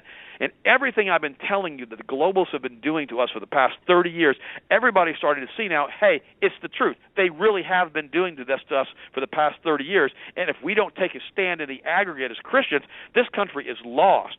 Macau says he feels the country's already lost. He doesn't feel he can come back. But remember, he's not a Christian. He said he loves Jesus, but he's not a Christian. He doesn't believe that Jesus was the Son of God. I completely and vehemently disagree with him on that. But I brought Macau on y'all's show and interviewed him on purpose because I wanted people to realize that not all Jews were bad, because I got sick of these people. I get so tired of it, Doug. Oh, it's just the Jews. It's the Jews. And I keep saying, no, it's not. No, it's not. No, it's not. Bush is not a Jew. Bohemian Grove is not filled with a bunch of folks that are claiming to be Jewish. It's a bunch of folks out there that are a bunch of Satan worshipers, and we got to call it what it is. Now, are you saying that the Frankenists and the Sabbatains aren't involved? Absolutely, they're involved. They're the ones that started the cult of the one-seeing eye, the all-seeing eye with the whole thing with the Rothschild banking cartel that they brought all the way back from Egypt. The problem is we can't take a single group of people and blame anything on them, because then we absolve ourselves from any and all responsibility of ourselves trying to make things better. And because therein if we blame it all on Yep, that's a key statement, what you just said. Yeah, if we blame it all on one group of people, then we feel as though that we don't have to be involved to try to stop it because it's their fault. No, it's not. It's our fault. It's our parents' fault, Doug. It's our parents' fault for allowing the Roe v. Wade to take place in 73 and allowing the prayer to be taken out of school in the 60s. It's our parents' fault for not standing in the aggregate against what was going on with the McCarthy hearings back in the 50s, when the communist folks from Russia were coming into the United States and from Europe and taking over Hollywood in the 40s and in the 30s. I mean, he told the truth. And everybody said the guy was nuts. He was warning us what was going to happen, and nobody would listen to him. They all said he was just a nutbag because the media had already started to get taken over. And that's the truth. And nobody wants to realize that our media is bought and sold. Another time, I can't even tell you that story. It happened on the seminar circuit. But I've had so many things on the seminar circuit that you try to get things done right, and you get nailed. I mean, it's ridiculous what people do and who you think you are. It's like Bill Bennett. Bill Bennett is not who you think he is. Bill Bennett had a gambling addiction. I mean, I know Bill Bennett really, really well. I spent many, many hours talking to him at the seminars. He actually got me in trouble one time because he asked me a question, and I told him the truth, and he went and told the promoter that what I said that was the truth, and I got in trouble for it. And see, but I know these people, and I know these guys, and they're not what you think they are. I felt when I met Henry Kissinger, when I walked up to him, I could feel the presence of evil on the man.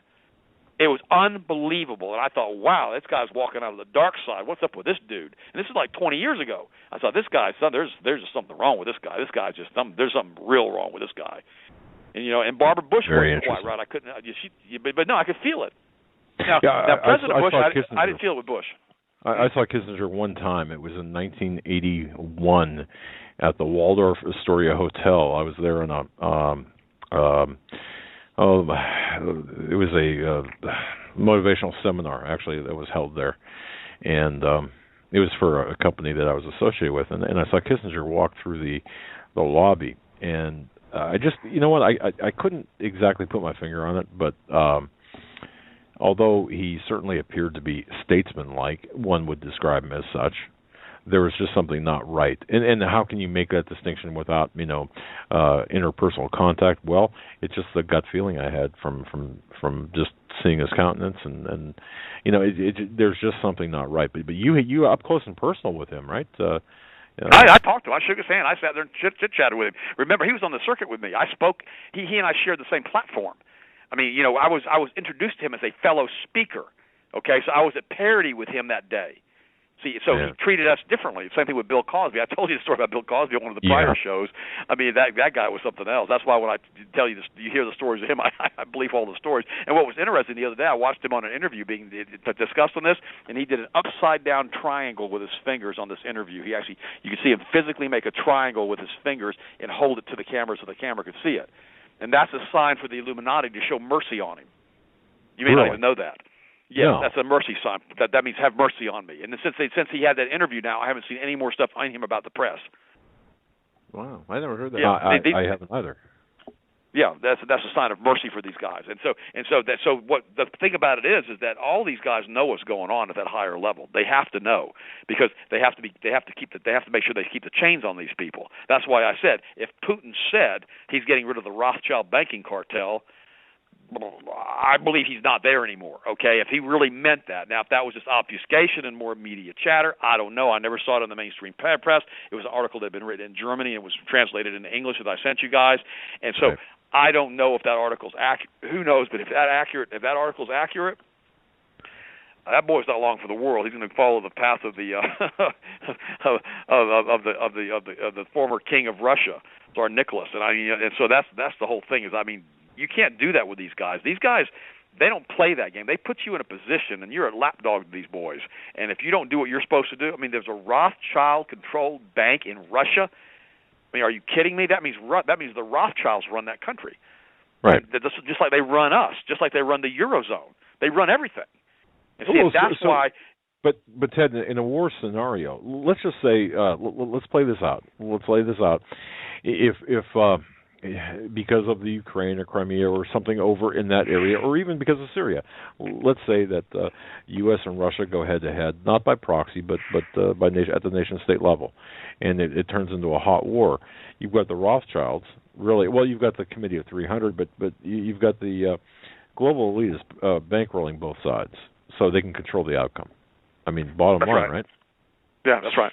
And they want to reduce the population of the planet, but I don't think it'll go nuclear, Doug. I really don't. I really don't. I think they may tell us that it went nuclear. They may tell us that there were nukes detonated, and they may use those fuel air bombs. Those things are like little mini nukes anyhow. They could do all kinds of stuff with those super advanced weapons they have that aren't nuclear. But I don't think that they're going to do nuclear anymore because they stopped doing nuclear back in the 60s. I don't think they understood what happened in the fabric of space-time when they detonated these things. I think it was a major problem, and for these other dimensional entities. And I think that they're not going to allow that to happen. That's why I started this last hour off talking about the stand-down of that nuclear missile facility silo back in the 60s when that spaceship showed up out front. And that's well documented. My gosh! And then all of a sudden, all the silos went dead. Very interesting, and that's, as you said, well documented. And if you look at it, look at the incident or incidents, if you want to. Well, it would be one incident, multiple locations. It certainly explains a lot, doesn't it? How these things work. You've got to take it. You have to take it into consideration. You've got to throw it in the mix. As weird as it sounds, you've got to throw it in the mix, Doug. Well, have you? Let me ask you this. I don't think we've talked about this at all. About the back in the '60s, late '60s, when we had the Scorpion incident, the submarine. We also had an incident where a K-129 Russian submarine on March 8th, 1968, based on information that we have, attempted to. Well, it was a nuclear submarine. and it went down in the 350 miles northeast of Hawaii. And the story that I have is that this nuclear submarine was going to launch on Hawaii. The nuke-tipped missile blew up in the silo, and the submarine, the K-129, went down.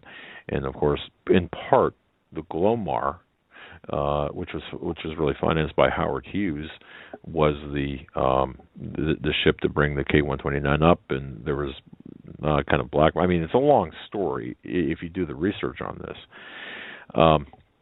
I guess I brought that up to say, I mean, there's a lot of information that's being kept from us, and certainly when we look at history is nothing like we've been taught in school or led to believe. And you mentioned, this is the other thing too, and I'm sorry I'm jumping around here, but you've got such a great mind, and you're absolutely full of information.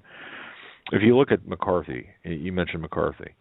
There was back in 1950, a couple of his speeches and a couple of papers actually that were supposedly being held at the National Archives. Were checked out in 1996, and when M. Stanton Evans went to find them, they were gone, completely gone. They were expunged from the National Archives. And he went. This is the other thing too that Stanton Evans wrote in his book, a speech that McCarthy made. That's often, people have tried to bury this speech and misquote it and misdirect us. But in West Virginia, I think it was Wheeling, West Virginia, the Intelligencer, which is a paper in Wheeling. The story that M. Stanton Evans was attempting to find, the speech, was documented by this particular newspaper in Wheeling. Well, this is back in the early 50s. When Mr. Evans went to the archives, couldn't find it there in the National Archives, went to the actual newspaper in Wheeling, he found that all of the Wheeling Public Library had all of the particular issues from the 1950s except that particular reel or that documentation, and it was gone. So I guess what I'm saying is there is a lot of revisionist history out there, and what you're saying. No. Look what John Podesta said just a few weeks ago. This just happened a few weeks ago, and you guys will look it up. He said a senior White House advisor who's leaving to reportedly head up Hillary Clinton bid for president said the biggest regret on departing is not securing the release of the UFO files. I mean, John Podesta said this, so that's the thing that people don't understand. This is real. And, I mean, nobody wants to think about it because everybody thinks it's going to mess up our faith and everything else, and the world's going to come to a screeching halt when people realize that, we're not alone. Well, God never said we were alone to start with. Why should it mess up our faith? And see, that's the thing. When the Podesta said this a few weeks ago, he made a huge inroad as far as telling people, hey, look, we needed to disclose these UFO files and tell the people what's really going on, especially what was it back in the 50s or the 60s, that whole flock of that whole group, that whole squadron of UFOs flew over the White House. I mean, yes. We got some crazy stuff going on now. I mean, and so we got technology out there from these fallen spaceships when they've come down that has given us all of this advanced technology that we have now 60, 70 years later. I mean, we didn't make this leap by ourselves. And the sad part about it is that nobody wants to talk about it. I mean, Jim Marrs talks about it. I mean, we all know it's real. It's just nobody wants to talk about it because it makes you sound like you're some kind of kook. But now people are beginning to realize that, hey, maybe we're not kooks. I mean, I've seen lights in the skies that do weird things. I've never seen a spaceship. I've never seen an alien. At least not. Of course, there were people I've seen in seminar circuits they thought were aliens. But they were pretty weird. But the point is, I mean, we don't know what's going on. But the reality is we don't take a look at this whole thing from an interdimensional standpoint, and these other species that are on this planet, and these other species that are on in this world. A friend of mine, a preacher, told me, he says, we got to stop talking about the fallen angels. The original fallen angels got locked up, and they're still locked up. Okay, all right. I told him, I'll give you that. I said, but here's the thing: how do you know we haven't had any other additional angels fall? How do you know these aren't just regular angels? I mean, how do you know how do we know yet? We haven't even disclosed. We don't even know who these things or what these things are. Maybe there's some undisclosed life form. They're not angels at all. I said, we don't know what these things are, but what I always tell people, and I always do this in the book with that David Icke does, when he talks about these aliens, I always say just say fallen angels. I said if you insert that in everything that David Icke writes, then it makes a whole lot more sense from a Christian standpoint, because we do know that these things are not from around here. The Bible's very clear about that. But nobody wants to talk about it because they think the Bible's more hocus pocus, because it's the teachings they're getting from the pulpit on Sunday morning that's not telling them the truth about Genesis chapter 6 and all of the other things that happen with the fallen angels breeding with all these women and basically populating the entire planet with a bunch of giants and Nephilim. I mean, and it says very clearly they were there before the flood and also after the flood. And so we can't pretend like that's not something that it says, because it says that. Well, if they were there after the flood, when did they get locked up, all of these guys, and how do we know more of them didn't fall? We know the original 200 watchers that came down, those were the ones that used Enoch as an advocate to try to get back in God's good graces, but we don't know how many of the other ones that aren't the 200 that fell with Lucifer that are still running around. We don't know those things, Doug. Joe, the Bible's not real clear on that. Unless you, Joe, what do you think about that? Because you're an expert on all that stuff. What Josh Peck says about was the extra dimensional versus chariots. Go ahead, sir. What's the other term he used? Not extra dimensional. Not extraterrestrial, extra dimensional. Like right. Ted, like you just referenced. And the Bible is very. I think it's very clear on this. From Jude to Peter, even back into the Old Testament, even in the Gospel, in the four Gospels, we read about that there are supernatural forces in this world. There are in Jude, I believe, or in James, one of the two, it talks about beware, because you don't know when you could be possibly entertaining an angelic presence. A good angelic presence it was referring to in James, I believe it is. But doesn't that infer there exists bad or antichrist? Well, yeah, we're told in the beginning from Genesis when Nimrod, he was mighty, and we're told about the story in Genesis also about the giants before and after the flood. The extra biblical text, if you will, Enoch, explains how the giants and the Nephilim had mated with women on earth and bore giants, and the giants are the disembodied spirits that are referred to as demons. But either way, we're told clearly in the Bible that in the scriptures that there are good and bad angels. There's a hierarchy on either side, and we have to always. Go ahead. Remember in the Old Testament, one of the prophets had called on God, and he had dispatched Michael. And Michael was running late because he had to get into the big battle in the heavenlies with the Prince of Persia. Remember that? Another angel. Daniel. See, yeah. Daniel, that's right. And so what happened, if all of these guys got locked up in the beginning, then this wouldn't have happened. It just wouldn't have happened. So we know there's bad ones still running around, so we have to understand that. And that's how I look at it. I mean, I believe that the original batch that got locked up in hell are still there. I believe that. I believe that when God, the ones that were using Enoch for an advocate, and apparently Satan's still running around as a roaring lion on the planet seeking those who may devour, because the Word says that's what he's doing.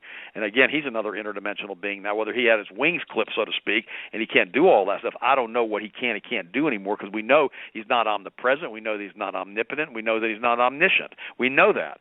So we understand that he has limits that he can do because he's not God. And that really that makes them unbelievably mad, because that's why they're after us and after our souls, because apparently, from the way I can tell it, since they're all interested in us anyhow, we're the only species that I can see that were created in God's image, and we're the only ones with souls and creative ability and the ability to create. See, when you understand biophysics and you understand transdimensional physics, it says that objects are not in front of you unless you're looking at them, that they appear when you see them. Now, this is what physics have shown. This is what they got in a big dispute with Einstein about. I just read a whole book on transdimensional physics last night. Whoa. Stop right there. Wait a second. So the monitor I'm looking at right now, the computer monitor, is not there, or it's there because I'm looking at it, but if I don't look at it, it's consciousness. Consciousness creates physical reality. Our souls do. And apparently we're the only species in this universe that's capable of doing that. That's why we're in this hologram, and it's projected around us. And I read about 240 pages in this book yesterday, and I'm thinking to myself, well, I knew a lot of this because it was done with line experiments and slit experiments, and how protons behave differently when they're being viewed by consciousness, and in these different tests that were done in science and in physics. And this is the thing that threw the huge thing in the theory of relativity, because they couldn't understand it, because they couldn't understand how the string theory and all these other things tied together. And so this book that I'm reading right now goes into detail on that, but I've already seen all of this. See, remember this. This is really interesting. The back of our eyeball, there's a retina. The retina itself has a hole going into the back of the retina where the optic nerve goes in, which goes into the brain. Now, in that back of that retina where that nerve goes in, there's no retina, and there's a blind spot in the back of the eyeball. Okay? That's why when you were taught in driver's education, you look to the left, you look to the right, you look to the left again. Because if you had it in your blind spot, you wouldn't see the car coming. Now, when we look at the wall or we look at the computer screen in front of you, we don't see a blind spot, because our brain constructs a reality in that blind spot and fills in the hole. I get that. Have you ever heard that? You've heard that before, haven't you? Yeah. But that's how it works. So Okay. It creates that in front of you. So what this transdimensional physics thing was saying last night, combining string theory with the theory of relativity and all the different stuff about quarks and all the different things that's why we know now there is no locality. We've known this. Chuck Missler talks about this. Our mind, our consciousness, our soul has no locality in our body. It doesn't exist. That's why they've been able to do the remote viewing and all the stuff that they do when they start doing this. Apparently, we're the only species in this universe that can do this. Now, I'm working on an entire program on this. I'm just giving you the tidbits of what I've been learning so far. And so we're apparently the only thing that can do this. These other angels, they can't do that. They don't have the ability for their brains to construct a reality from sound waves like we have. We have the ability to transcend all that. We were indeed created in God's image. If we had not been detuned, if Adam had not been detuned, if he had not fallen from grace and God had finished doing the DNA programming on him from what he could do, he would be as God. That's what the word says. He was a carbon copy of God. So we have been created in that image. And so what happens is this hair-lipped Lucifer in the bunch, because they weren't made this way, they don't have the ability of creative, constructive thought. They can't do that. And when you read all the accounts of these aliens, these drones and everything, they're like robot-like creatures. And so that's why they're trying to fuse themselves with our DNA, because they want what God gave us. And apparently we're the only thing that got that we know of and that they know of that can do this, that we have the ability to do. And so that's why this whole thing's about destroying God's creation. These entities, these whatever they are, they're just mad because they don't have that ability. That's why they're trying to change our DNA. They're trying to make themselves more like us. They're trying everything they can with these genetic experience to figure out this code that God did, which allowed our consciousness to be able to create solid objects. That's why I've told you on the show before. Now you guys are thinking. Now the guys are listening right now. They're thinking, Ted Brower's gone off the deep end. He's going to transdimensional physics. Okay, I'm telling you guys, the brain that God gave us, the abilities that He gave us, were nothing short of miraculous. That's why Jesus said, "Ask whatever you will, and it shall be given unto you." Tell this mountain to go into the sea, and it'll be cast into the sea. I mean, that's the words of Christ Himself. We always think those are metaphors. We don't know if they're metaphors now or not, but we do know, for some reason, this evil bunch, they got this thing for us, and they want to change us, and they want to either become like us, they want to breed with us. I mean, look at all these DNA experiments that are being done with these cattle mutilations and these humans that are being abducted on an ongoing basis. Why are they taking out reproductive organs? Why are they taking out sperm? Why are they taking out ovum? Why are they reimplanting them back into people? We know these stories are true. Why are they putting these chips? I mean, we talked to what's his name? L.A. Marzulli. I had him on the show. He said that there was a chip in one of the guys when they removed the chip, and there was nothing they'd ever seen. It was moving around, and it actually disappeared. They couldn't find it on the MRI. They couldn't find it on the ultrasound. And then L.A. prayed over this guy's leg where this chip was, where they had seen earlier, and they said if there's anything in the supernatural realm blocking us seeing this chip, please, by bind that now in the name of Jesus and make it visible. He said it showed up immediately on the ultrasound, and they were able to remove it. I mean, we've got things that are going on around us that go bump in the middle of the night that we really don't understand. This thing that God put us in, this consciousness that has no locality, that doesn't even exist in our own mind. I mean, it's for instance this: if you start, the body is so amazing at what it does. The consciousness can be moved and transported. That's what our soul does after we die. I mean, that's what's so unique. When God forms us in the womb and he makes us and we have consciousness come into us, I guess these other species don't know how to figure all that stuff out as far as the abilities that we have, and that's why they're hair-lipped trying to figure out what's going on. And that's why it says that in the latter days men will be they'll be trafficking in the souls of men. There's something else going on. I'm trying to put all the pieces of the puzzle together, but I'll tell you, I'll get you the name of that book and let you read it. I'm going to have him on as a Power Hour guest in the next few weeks, but I've already read all about the slit experiences and stuff like that. Because what happens is when you look at protons and you don't look at them and they're just being photographed, they have a certain random pattern. But when you look at them moving and you're looking through a slit and you have a conscious observer looking at that, the entire pattern of the proton changes to accommodate the person watching them. Isn't that crazy? It is. But you know, it makes sense. But this is the book. These are the books that I read for fun. Because my daughter-in-law walked in, Lana Brower walked in the house the other day and had this book on transdimensional physics, and she said, "Really, Ted?" I go, "I love this stuff." I said, because I want to figure out how everything works. I'm real curious like that. When I was a kid, I used to take things apart all the time. Most of the time, I could get them back together again. Sometimes not. And my mom used to get so mad at me. She goes, "Will you stop disassembling everything?" Because I was always curious how things are made and how they put together. But then you start dealing with quarks and all these different types of things in string physics, and you start looking at what's going on in the transdimensional guys and see that nobody wants to talk about this stuff in physics, but now they're having to deal with it because they're starting to do this stuff with the Hadron Collider. And they're starting to see that it's not what we think it is, this entire hologram that we're in. It's interesting because God gives us the ability to create the hologram the way we want to create it by the words that we speak and by the thoughts of our mind. As a man thinketh in the heart, so is he.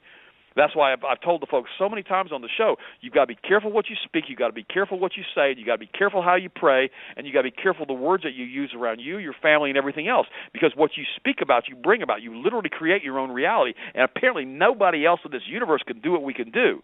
And that's why they're all about dissecting us, trying to figure out how to make it work. And see, that's the craziest thing about all of this. It's the energy they're trying to get from us. And they're trying to figure out how all of this stuff works and how we're able to do all this, because God created us in his image.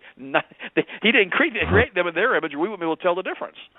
Very interesting. Yeah, it makes perfect sense. And what you just said, I had the seminar that I had gone to that I referenced earlier in the program back in, I think, as I said, 1981. It was Zig Ziglar, I believe it was, and there was somebody else there too.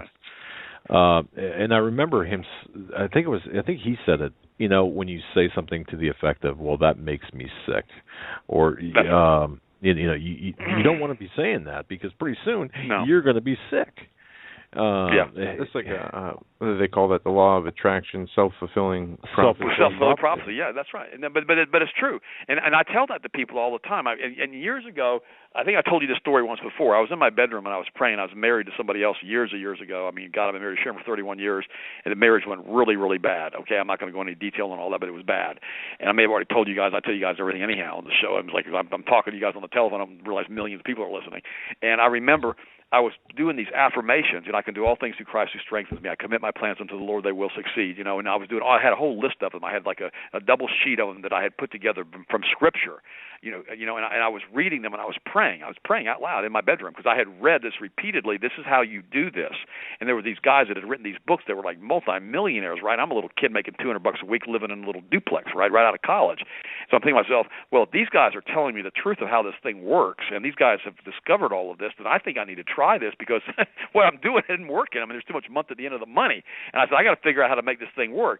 So I'm in there praying this, right? I mean, I'm fervently praying it because you got to believe it, you got to follow it with action, you got to set concrete goals, you got to do all those different things. That's why I put together a tape series, and I talk about all this. It's called Maximum Success, how to live disease-free, debt-free, and worry-free. Because I was taught these principles way back when, like 35 years ago. And so what happened is I'm doing this, and I'm on my bed praying. Well, it was our bed because, she comes walking in, and she looked at me. She started laughing. And I said to her, "Oh, I'm praying. Could you excuse me for a second?" She goes, "Well, no, I want to know what you're doing." I said, "I'm praying." She goes, "Well, what are you saying?" And I said, "I'm saying I can do all things through Christ who strengthens me." I started listing all the affirmations to her, and she started laughing. And she goes, "That's the silliest thing I've ever heard." And I said, I'm praying Scripture, and you think it's silly? And she goes, well, yeah, what are you doing that for? And I said, well, all these millionaires have said that if I do this and I'm careful and with my words of my mouth, and that I can build a construct around me that'll incorporate the words of my mouth and what I've done. And there's a whole thing in science called semantics that you can look it up online, and they can use sound waves, and they put sand on top of a speaker, and they'll play a certain note, and the sand will actually move based upon the sound that was played and form geometric patterns. You guys may have seen that before. Or milk. Do it with water and with sand. Well, that's physical matter being changed by sound. And I told her, I said, I won't mention her name, doesn't matter. And I said to her, she went back to her maiden name anyhow, but it doesn't matter. We only married a couple of years. But I told her, I said, I'm not going to live the way you're living. I can't live with all this negativity. I'm going to live this way because I believe that God called me and set me aside and called me according to a purpose. And I said, I have to believe that. I have to believe that I've been put here for a specific reason, and I'm going to speak the words that are not as if they were until I figure out what God wants me to do here. And she looked at me, and she just howled and laughing. Well, needless to say, she's my ex-wife. Well, yeah. I know. God forgive me. I had other scriptural grounds for a divorce. I was a Christian at the time. Trust me, I had scriptural grounds, and I'll leave it at that. But the point was. Yep, and I'll back that up. You were very candid with me, and I'll tell you something, Ted. I don't know how you did it, but I'll just leave it at that. Well, it was bad, and because I was a Christian, and I didn't want to get divorced because at that point in time, I never told you this, Doug. I was planning on going to seminary. I was planning on becoming a preacher. I guess I like college so much I was going to go back to school and become a pastor. And I didn't realize that you don't have to go to seminary to be a preacher. You don't have to do all that stuff. You can actually follow what the Word of God says. And now I don't call them seminary anymore. I call them cemetery. And because some of these guys come out so dead when they get into these things, they come out and they think that never mind. I'm not going to go there. But the point is, I was going. That was the direction of my life. And I kind of feel as though God's called me back to that now. And now that I'm 60 years old, or will be in a few months, and now I feel as though that I'm being called back into some form of ministry. I really believe that I'm doing what I know that I'm called to do. I mean, there's no money in talking about Nephilim. Are you kidding me? We can do a whole how do you make any money on that? How do you talk transdimensional physics? They think you're nuts. You can't make any money with that. But the point is, I don't care about that. What I want to do is I want people to realize that we were put here for a higher purpose, that we were put here by God Almighty Himself, that He created us in His image. We've been given abilities that are unbelievable, and they knew that, and they had to tune us down even more and more and more by calcifying our pineal glands. And this is why they've done this to us. This is why they've drugged us. This is why they put us on all these chemicals and all these drugs. This is why the American population hasn't raised up against this tyranny, is because we're not the same Americans we were 100 years ago, because we become sick and weak because of what they fed us, because of what they've injected in us, what they forced us to drink, and that's what they've done to us. They've created a bunch of weaklings, a bunch of sissy boys, a bunch of girly men, and that's what's happened in the United States. Now you go to these college campuses, and the boys aren't even interested in going out with the girls anymore, and these guys aren't even gay. They just don't have any interest in it. It's crazy. We've talked about what happens when you biochemically castrate a child in utero by giving them exogenous estrogens. We've gone into detail with that in the first trimester before on your show. And see, that's what we've done. We've taken a whole bunch of girly men now that don't care about it. All they want to do is sit around and play on their iPhones or iPods or iPads all day long and never get involved and never become vocal and never ruffle any feathers.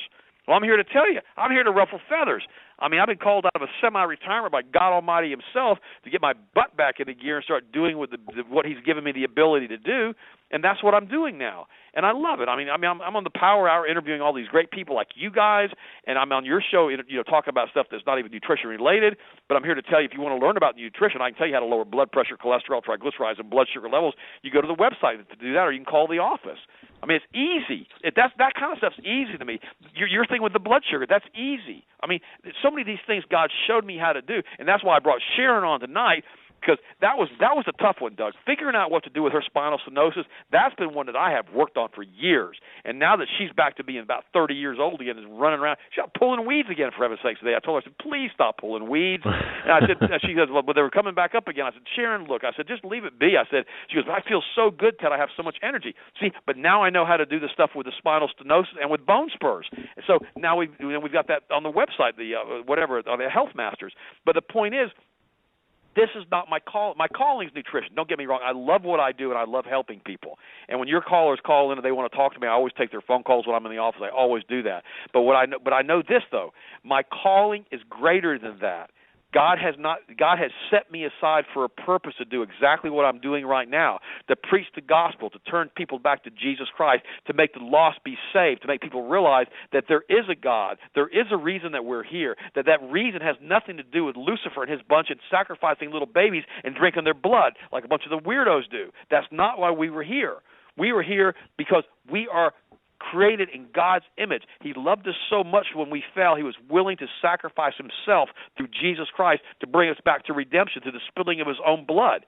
That's what we're all about here. We're all about bringing people back to Jesus Christ. And so now I'm going back to where I was when I was married to the ex, and now I'm wanting to go, I guess I'm more of a preacher than I am anything else now, because that's the truth. I want people to realize what's going on. When I was on that show in Houston on Sunday night, guys, and I started talking about the Federal Reserve Bank, and it was like, oh, my gosh, the lady didn't know what to say, the host. And she was cordial to me. And finally I started telling her, I said, look, if you really want to get some good guests on, I got a great group of guests, you guys. It's a huge show in Houston, Texas, right? And I said, what I'll do is you get a Hagmann and Hagmann on. You can get Paul McGuire on. You can get Steve Quayle on. I'm still trying to get Steve Quayle to come on the Power Hour with me. And I started listening to all these other guests that we could have on, that I've had on my show with the Power Hour that are phenomenal, like you guys. She wasn't even interested. She wouldn't even take the names down. Can you believe that? Yeah, I can. I certainly can. I mean, the battle lines are being drawn, Ted. I'm watching this in real time, and folks, I'm honest with you here.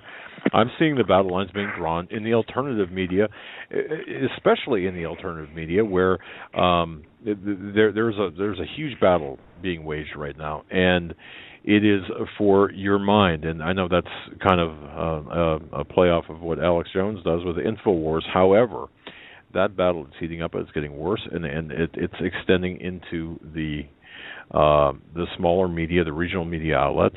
I know that some of the stations that I used to be on, very large regional audience. I mean, very large audience regional programs.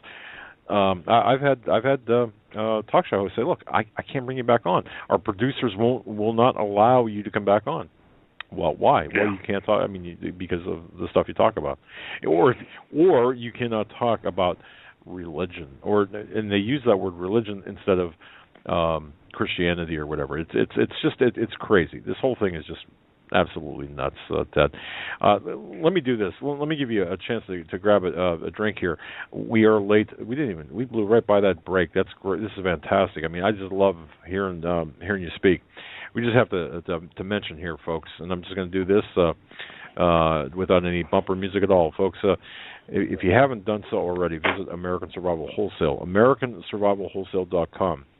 Our partners in this radio endeavor. They've got, in fact, we had a chance on last night, the owner of American Survival Wholesale talk about their new package. It's their 777 package.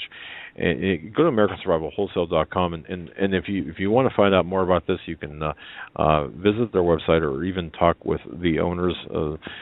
Chance will tell you all about this. It's $77 per month. You get food every month. If you're on a fixed income, it's fantastic, actually. Start putting away food right now. Long-term survival supplies. The way they package their material, folks, it allows you to get quality products that you cannot even buy on, for example, the websites of those who offer such food. I'm not going to name the foods, but you can't even get it for barely wholesale. I mean, it's amazing what American Survival Wholesale does, how they package things up. But for $77 a month for 10 months, they have a program where you can get storable foods. It's, I think, close to 4,000 servings, and 22 cents per serving is the bottom line. We're going to be putting this up on our website here very soon to give you the information about it. But 7 months of Thrive products, 7 different meals per week, $777 at the end of the 10 months, $77 per month, 3,947 servings, which comes out to 22 cents per serving, all number 10 cans. Plus, the first 100 orders, you will get 7 months of water purification tablets. You can't beat that. That's AmericanSurvivalWholesale.com, AmericanSurvivalWholesale.com. Brand new initiatives, always thinking, always ahead of the curve in survival products. They're our go-to company. That's AmericanSurvivalWholesale.com. Ted, now that you consumed, you still won't send me power or the purple sticks. You won't let me have those because I think my they'll be sent out to you tomorrow, Doug. I was waiting to send you some more cinnamon. Well, I got to tell you something, folks. Look, Ted Broer is our guest, and this guy, to me, is a health. Not a health magician. I was going to use that phrase, but I prefer an artisan of health. If you've got health problems, he can put together a package that will solve your health problems. And I know Ted can't make any medical claims, but I sure as heck can. And I'm making a medical claim that I believe that in the face of some pretty severe blood sugar stuff, Ted knows my numbers. I gave him my numbers. And he said, they're pretty bad, I think. He said that. A little on the high side. But bottom line is this. He saved my life. That's my statement, because my own doctor certainly didn't do it, but Ted did. So I would urge everyone, folks, healthmasters.com. Go to our website, hagmanhagmann.com, and on the right there's a phone number.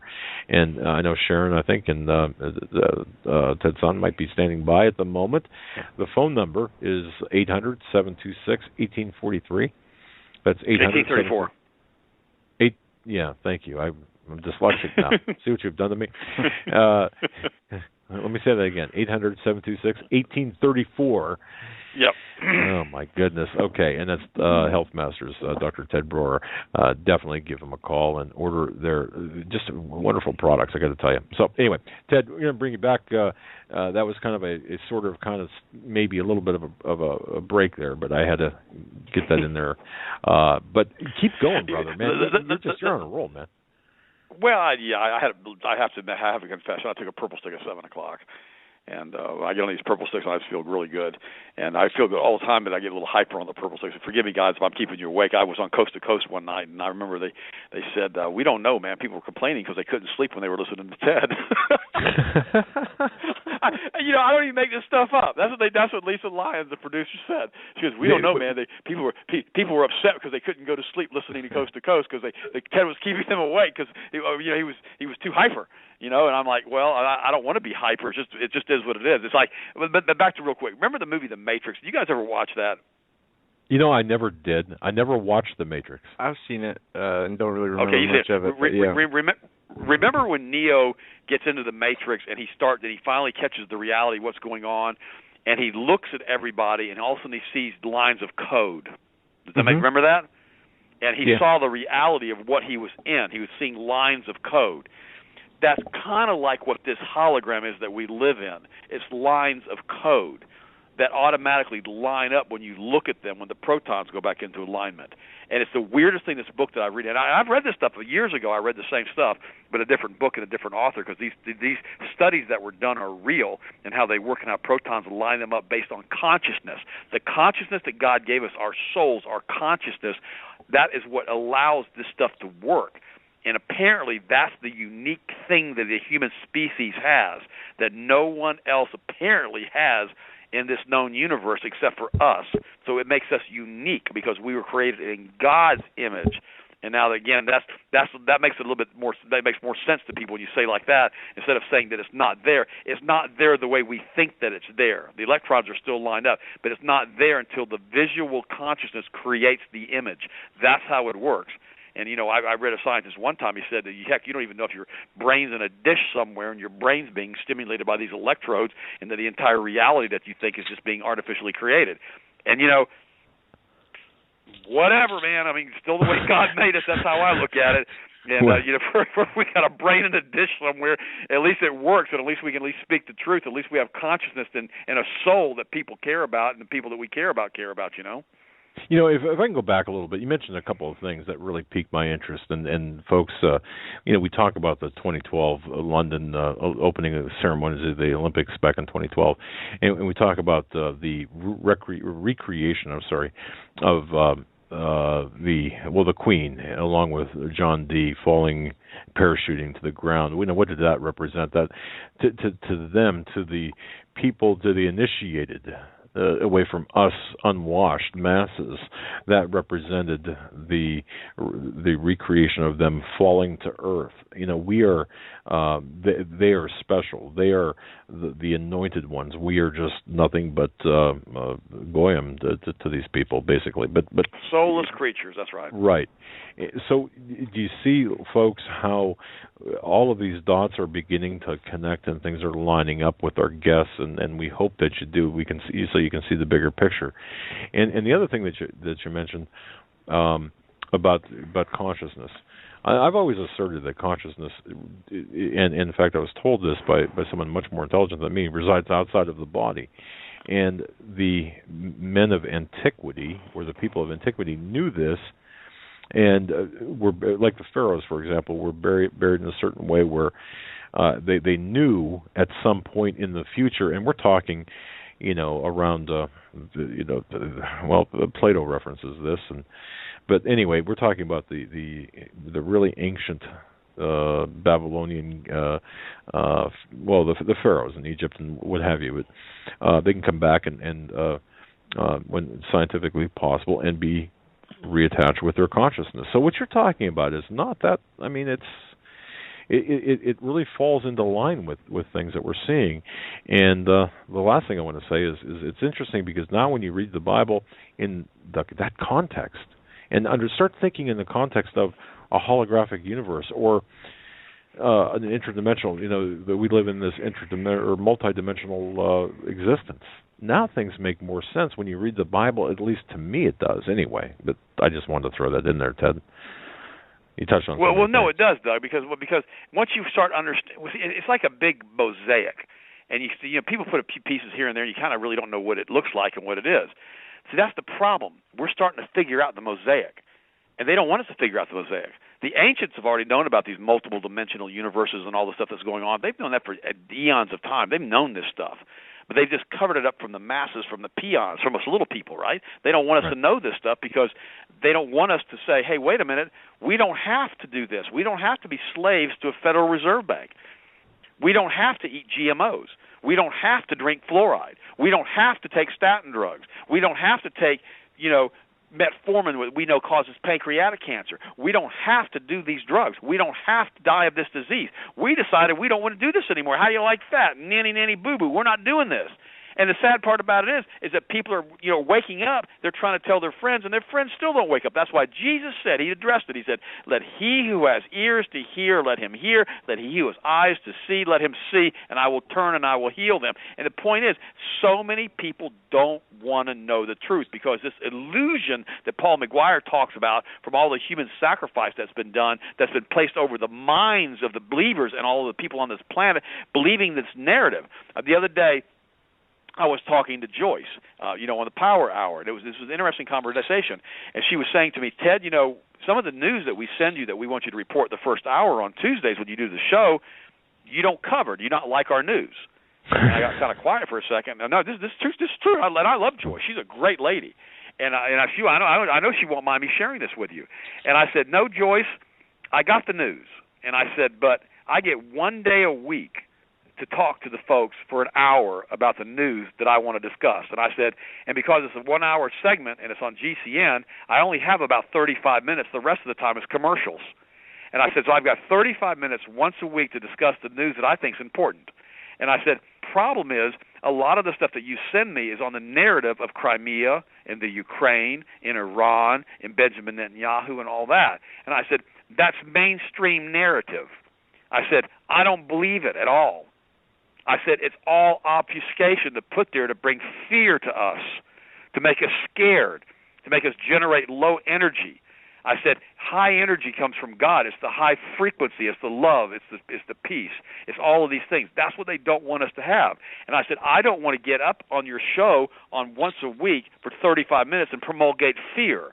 Now, I'll tell them, if you want, that I don't believe this stuff is true, that this is just political theater, so to speak, but I don't want to be involved in giving out this information to your family of listeners, because I don't believe it's true. And I said it goes against the narrative that I've been taught of being honest and telling people the truth.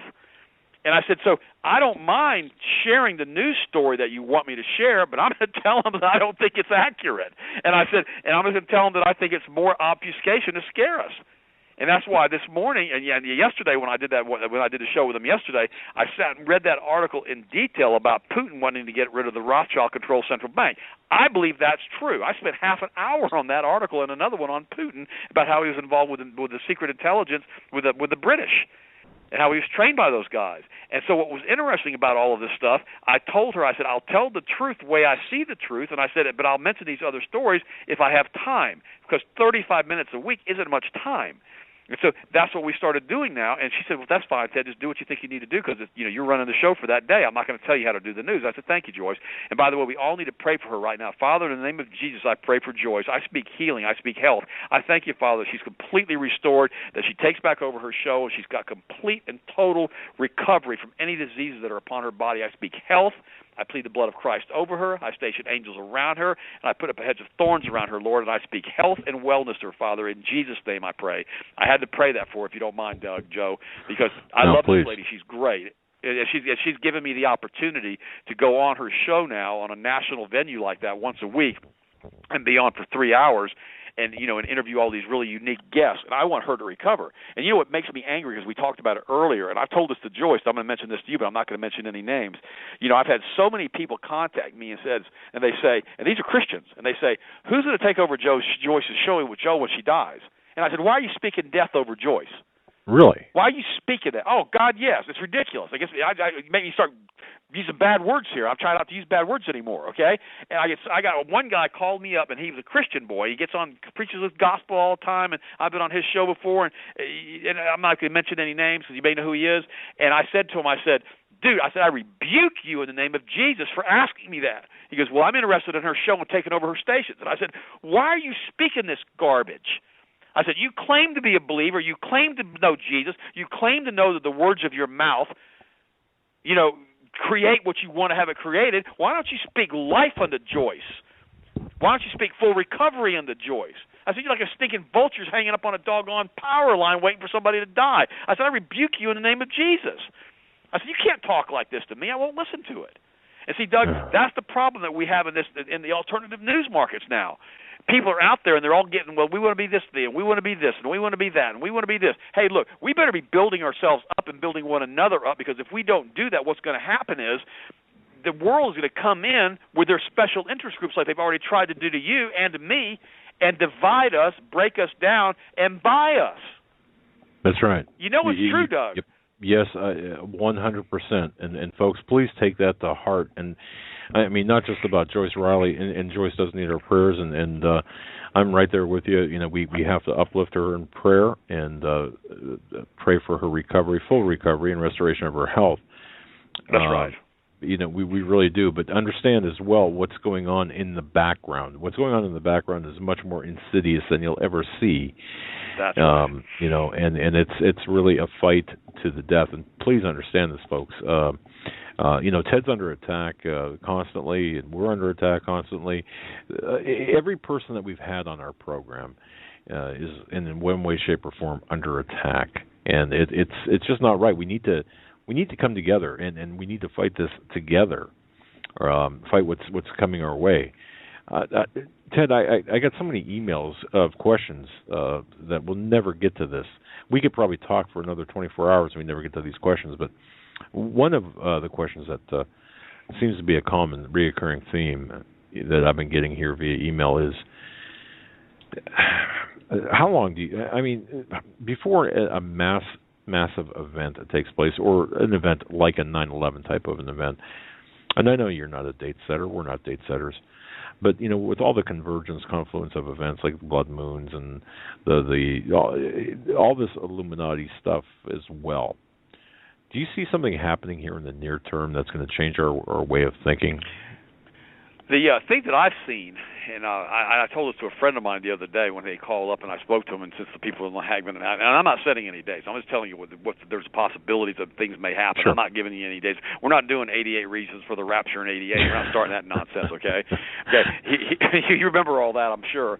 But here's the thing that I'm looking at. With what's going on globally, what's going on with the Rothschild banking cartel losing their foothold, with what's going on with China and trying to bring in a new reserve currency and what they're doing, buying all the gold reserves, and all the things that are going on right now globally in the geopolitical spectrum in which we're only privy to see a small percentage of things that are actually happening. With Gero Salente saying something's going to happen this fall, that he's projecting something bad's going to happen this fall, and then we got the Shemitah thing, which I don't know if there's any credibility in any of that or not, every 7 years. So now we have 2008, 2015. A lot of people are saying, I'm not saying it, but there's a possibility, I guess it could happen, that something may happen this fall, something bad, either a major stock market crash again, some type of global war again, right. And so, I think that we need to just pray to God Almighty that we can get through this year, personally. And I believe that we can stand in the aggregate and we can block a lot of this stuff. That's what I believe. I don't know what's going to happen in 4 to 5 years. I don't know if we're going to see 2020 as a nation. I don't know that. But for the short term, within the next 6 or 8 months, I suggest you store some water, that you store some food. I mean, Doug's got great people that sell storable food. We sell storable food at our website. I mean, I suggest you put together at least 5 or 6 weeks of storable food. Make sure you have filtration systems, water. Get some precious metals, some silver because it's cheap right now, so is gold, and do that and store the food. But remember, until you store food and water, the gold and silver don't mean a whole lot because you can't eat that. If that makes any sense, right. You've got to get some type of, you've got to have something to defend you and your family with, some type of, at least we have our Second Amendment in the United States, and you have to be bound together with a group of common people so you can stand together in the aggregate in the event that something bad happens. You need to be in an area that's more rural. You don't need to be in any major cities right now as far as what's going on, and I've been saying that for years and years. So is Steve Quayle, and so is Paul. Everybody's saying that. Because it's right. If you're in a major city and something happens and martial law gets declared and you can't get out, you're going to have a mess. And like Alex Jones has said, and I love Alex. I mean, I don't agree with everything he says, but I guarantee he doesn't agree with everything I say. But the thing about he says that people go to cannibalism, I think, in 14 days, 2 weeks, once they run out of food. So we've got some major stuff coming down the road. And the thing about it is we have to understand the people that are running the planet, Lucifer's bunch right now, they don't care about you, Doug, or Joe, or me, or my wife, or my children, or anybody. They don't care about any of us. To them, we're animals. They consider us to be soulless creatures. They don't even consider us to be, redeemable of anything. They're just a bunch of Luciferians, and that's another lie that Satan has told them. Okay, that's what he's done. And chances are they've given themselves over to, they're reprobate. They've probably already taken the mark of the beast. They probably already are worshiping Lucifer. They probably already treated as an only thing the blood of the covenant to sanctify them if they were ever saved, like it says in Hebrews chapter 6 and Hebrews chapter 10. And they probably insulted the Spirit of grace, and they're probably the only things left for them is everlasting judgment and fire. So now they're on the other side. They know they can't come back. And so now they're running around saying and lying and trying to get more and more people on their group. And see, that's the problem. They're the jokers that are running the stinking planet, starting with the Sabbatean takeover of the money supply system all the way back in the 1600s and the 1700s with Rothschild. And this is what's going on right now. So we have to stand and realize this is who we're fighting against. But now that we've got the flashlight out, we're shining a light on the cockroach, they don't know what to do. So the only thing they can do, according to Gero Salente now, is to start another war. Now, I don't think it's going to go nuclear. I really don't think it will. The only way I would believe that we actually had a nuclear war is if I saw the mushroom cloud. That's the only way I would believe it. Otherwise, I would believe that they'd show us videotapes of mushroom clouds or computer-generated mushroom clouds, and then that the people believe that we had a nuclear war somewhere. But I don't think we're going to see that because I don't think that these other powers that be that we've already talked about are going to allow that to happen. And I don't think we're going to do that now, as we know that we rip fabrics through space-time and we start detonating these nuclear bombs. I don't think it's going to happen, but I do believe that it could go conventional warfare, and I think more than anything else would be biological. There's a reason they've got all these laboratories over there in Kianima, and they're injecting these people with these Ebola viruses, and Ebola's passed 10,000 this past week now, and more doctors have been infected. This thing hasn't gone away. It's gotten subdued because they've stopped injecting in as many people with these vaccines. As far as I'm concerned, I think they spread it themselves, to try to see what they could do with it. But personally, I believe that's what we're looking at more. I believe we're going to have more of an airborne plague H1N1 or some other variant of that. I believe that we're going to have something happen like that, some biological release that's going to sweep across the planet. That's how I think they're going to take it out. I don't think they're going to use nuclear weapons. I think they're going to use biologicals, or they're going to use the continued fertility things that they're doing to reduce the population within a couple generations. But we've got some serious issues going on. But the thing that we have to do, though, we have to stand firm in Christ Jesus, and we have to realize that we have not been given a spirit of fear. And see, the show that I did on Sunday night on that show in Houston was, should Christians store food in the event of a national emergency? That's pretty simple. The answer is yes. We all should store a little bit of food. I mean, I live in Hurricane Alley down here, right? And so we always learn you have to have a generator backup and power backup and water backup and all that. Anyhow, we're just used to that. People do that in Hurricane Alley, and they also do it up in the tornado alleys. But the point is, you couldn't even get these people in Houston to even understand that. I mean, God, it was ridiculous. I mean, it was ridiculous. I mean, I had a couple of good phone calls, but the rest of them were like angry. I'm not storing food. I'm not doing anything. I'm believing God's going to take care of me. Well, He is taking care of you. He put me on the show to tell you to get prepared. Nobody gets that. Thank you for saying that, because there are a lot of people out there that are preaching, well, if you truly believe in God, you don't need any provisions. Well, what in the hell kind of thinking is that? Sorry, but it just really. Why don't you tell the people in Dresden? Why don't you tell the people in Dresden that, who were firebombed 2 times in one night with a P-51 Mustang, strafed them the next morning? Okay, they don't need to worry. How about the 2 million people that died of starvation in Germany because of Eisenhower's policies after World War II, who starved to death? 2 million under Allied care. Talking about that? No. Hey, Ted, you can't be talking about that. No, that's not patriotic, and. It's the truth, but we can't talk about it. There's a couple of emails here I really want to ask you about this. I often say, both Joe and I often say, that everyone has been born for this moment in time, and we have a job to do.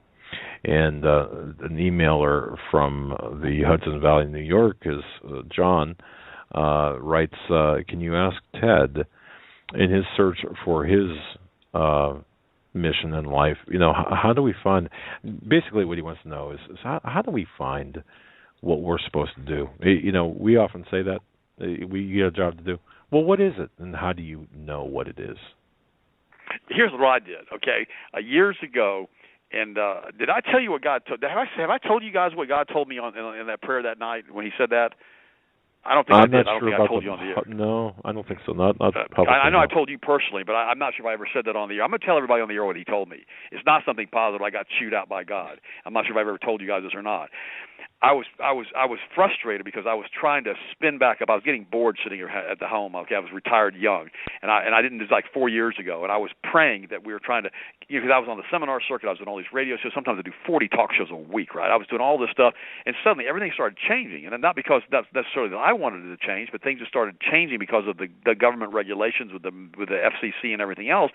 And all of a sudden, I wasn't doing the shows anymore. I wasn't doing this anymore. But I'd been able to make a couple of investments that were okay. I mean, I was doing okay, but I was getting kind of bored. And I thought, there's got to be something more to this. I can't be, 55 years old, 56 years old, and wondering what I'm going to do the rest of my life. So we started praying, and we started praying every day, in our prayer time, and asking God to direct and guide us. Then one night, I'm going to try to get through the story without I get all choked up on this. One night, we're basically sitting there, and it was a Sunday night, and I went to bed. And I told Sharon, I said, I'm going to go to bed a little bit early tonight. And I went to bed, and I'm sleeping. And then in my prayer life, I started praying unconscious. I was in my prayers praying to God, and I was crying out to God, asking God what He wanted me to do with my life. Because I'm too young to retire. The kids are getting older now, and I'm just kind of chilling out. And I'm kind of bored, and I don't know what to do. I expected you to do more with me than this, and now I've kind of let you down. What do you want me to do? So I'm like wailing and carrying on in this dream, right? Asking God. It felt like it went on for days, Because it was one of those waking dreams. You know what's going on, but you're asleep, right? Yep. And so I'm praying and praying and praying, and all of a sudden God speaks to me, and He speaks to me in German, Joe, and that was weird because German was my first language.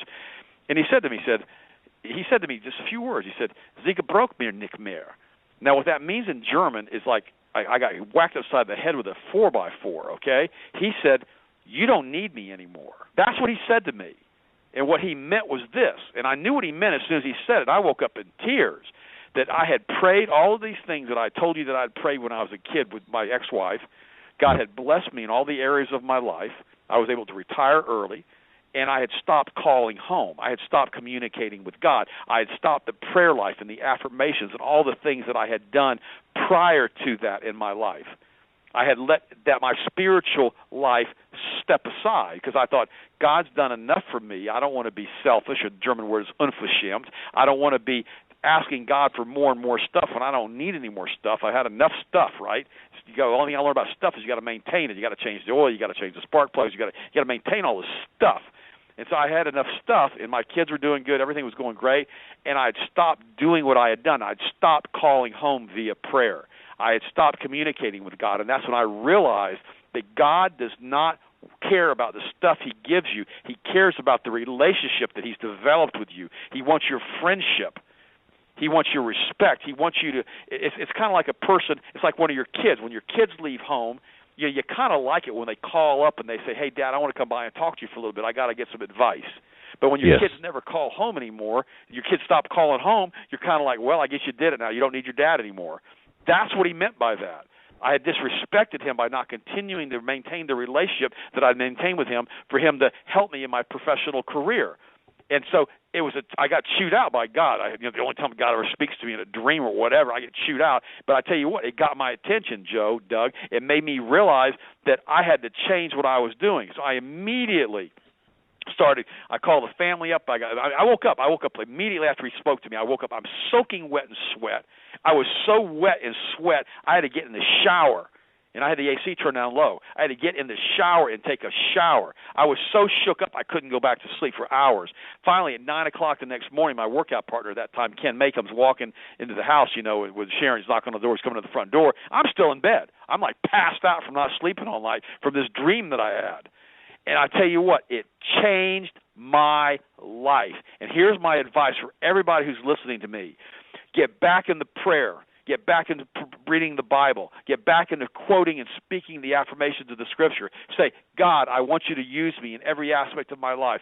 God, I'm here for you to use. God, I can do all things through Christ who strengthens me. God, show me the way. Show me what you want me to do with my life right now, right at this time. Put the people in my place, in my path that I need to have in my path. Allow me, Father, to be at the right place, the right time, every time, Father. Allow me to bring honor and glory to you in all that I do, all that I think, that all that I say. I commit my plans unto you, Father. I commit them unto you now, and I know they will succeed because I'm committing them unto you. Direct and guide me in all the areas of my life, my finances, my physical life, my personal life, my relationship with my children, my relationship with my wife. And, Father, put the opportunities before me that you want me to have. Open the doors for me that you want me to have supernaturally so I can honor and bring honor and glory to you the rest of my life and do your perfect will for my life. And if you pray like that every day, you will be shocked at what's going to happen within just a few weeks. Don't pray in the negative. Don't say, God, don't kill me today. Don't do that kind of nonsense, okay? You don't want to hear that stuff. Pray, God, thank you for protecting me today. I station angels about me. I send angels out right now to bring the people to me that I need to have brought to me to further your will for my life, Father. Those are the things that you pray, Doug. Those are the things that you pray, Joe. When you pray those things, everything in your life will start changing. It won't happen immediately. It may take a week. It may take a month. For me, it took 3 years. I was praying that for 3 years, but that prayer was so that when God spoke to me, it shocked me so hard, I wasn't stopping.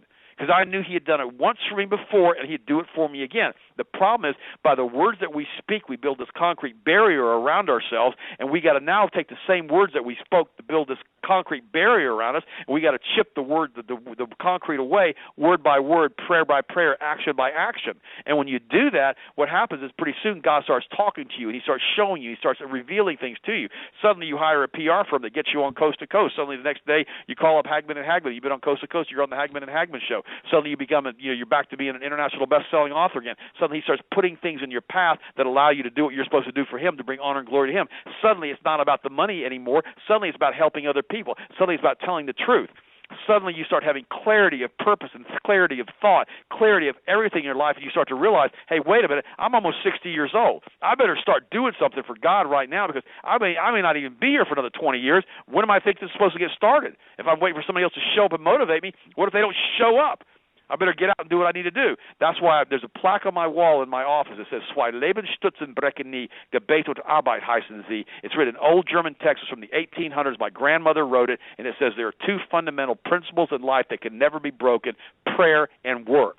That's why Leben, Stützen, Brechen, nie, Gebet und Arbeit heißen sie. Gebet is prayer and work. And we have to pray like it's all up to God. We got to work like it's all up to us. We got to set goals. We've got to be focused. And we've got to say, okay, I'm going to send out 20 emails or 10 emails to my friends today that they're not going to want to read. But I'm going to send them out anyhow.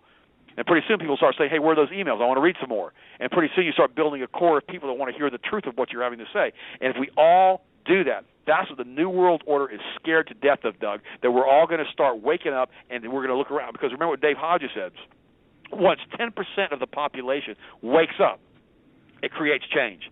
It changes automatic at 10%.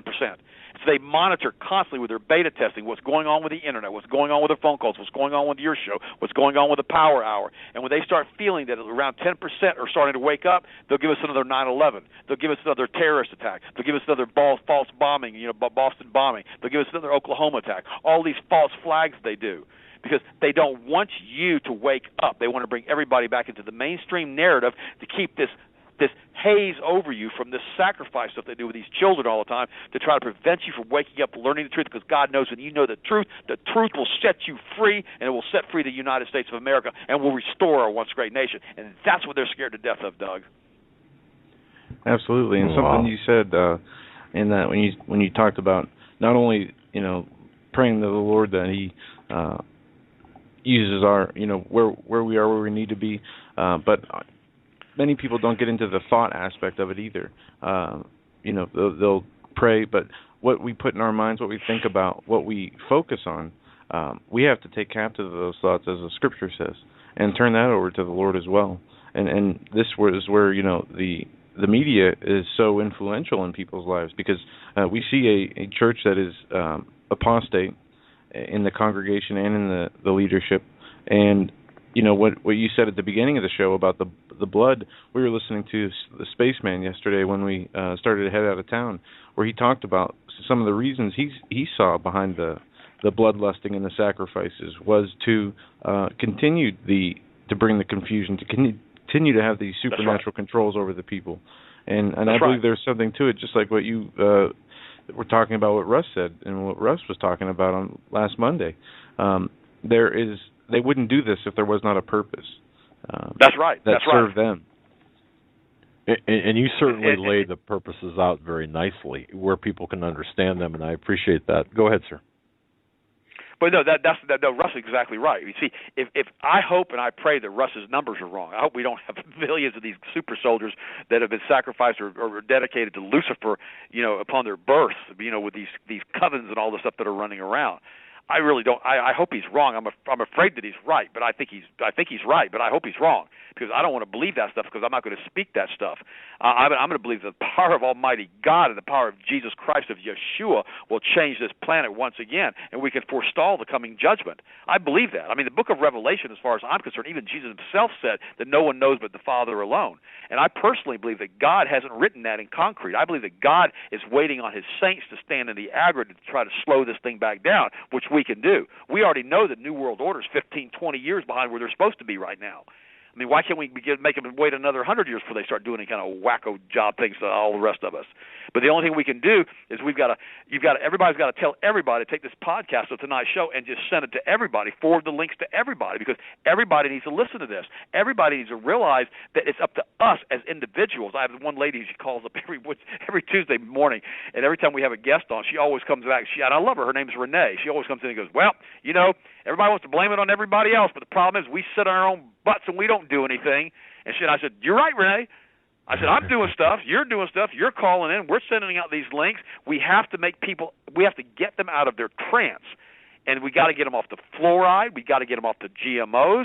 We've got to get them off the trash. We got to get them off the pornography. We got to get them off all the stuff. All of that stuff was put here by the New World Order to enslave us, and we have to make people realize that. We have to make them realize that they've got to stop doing the things that they've done to get sick. It's like I tell people in my office, if you're 20, 30, 40, 50 pounds overweight and you feel absolutely awful, how bad does it have to get before you start making healthier choices?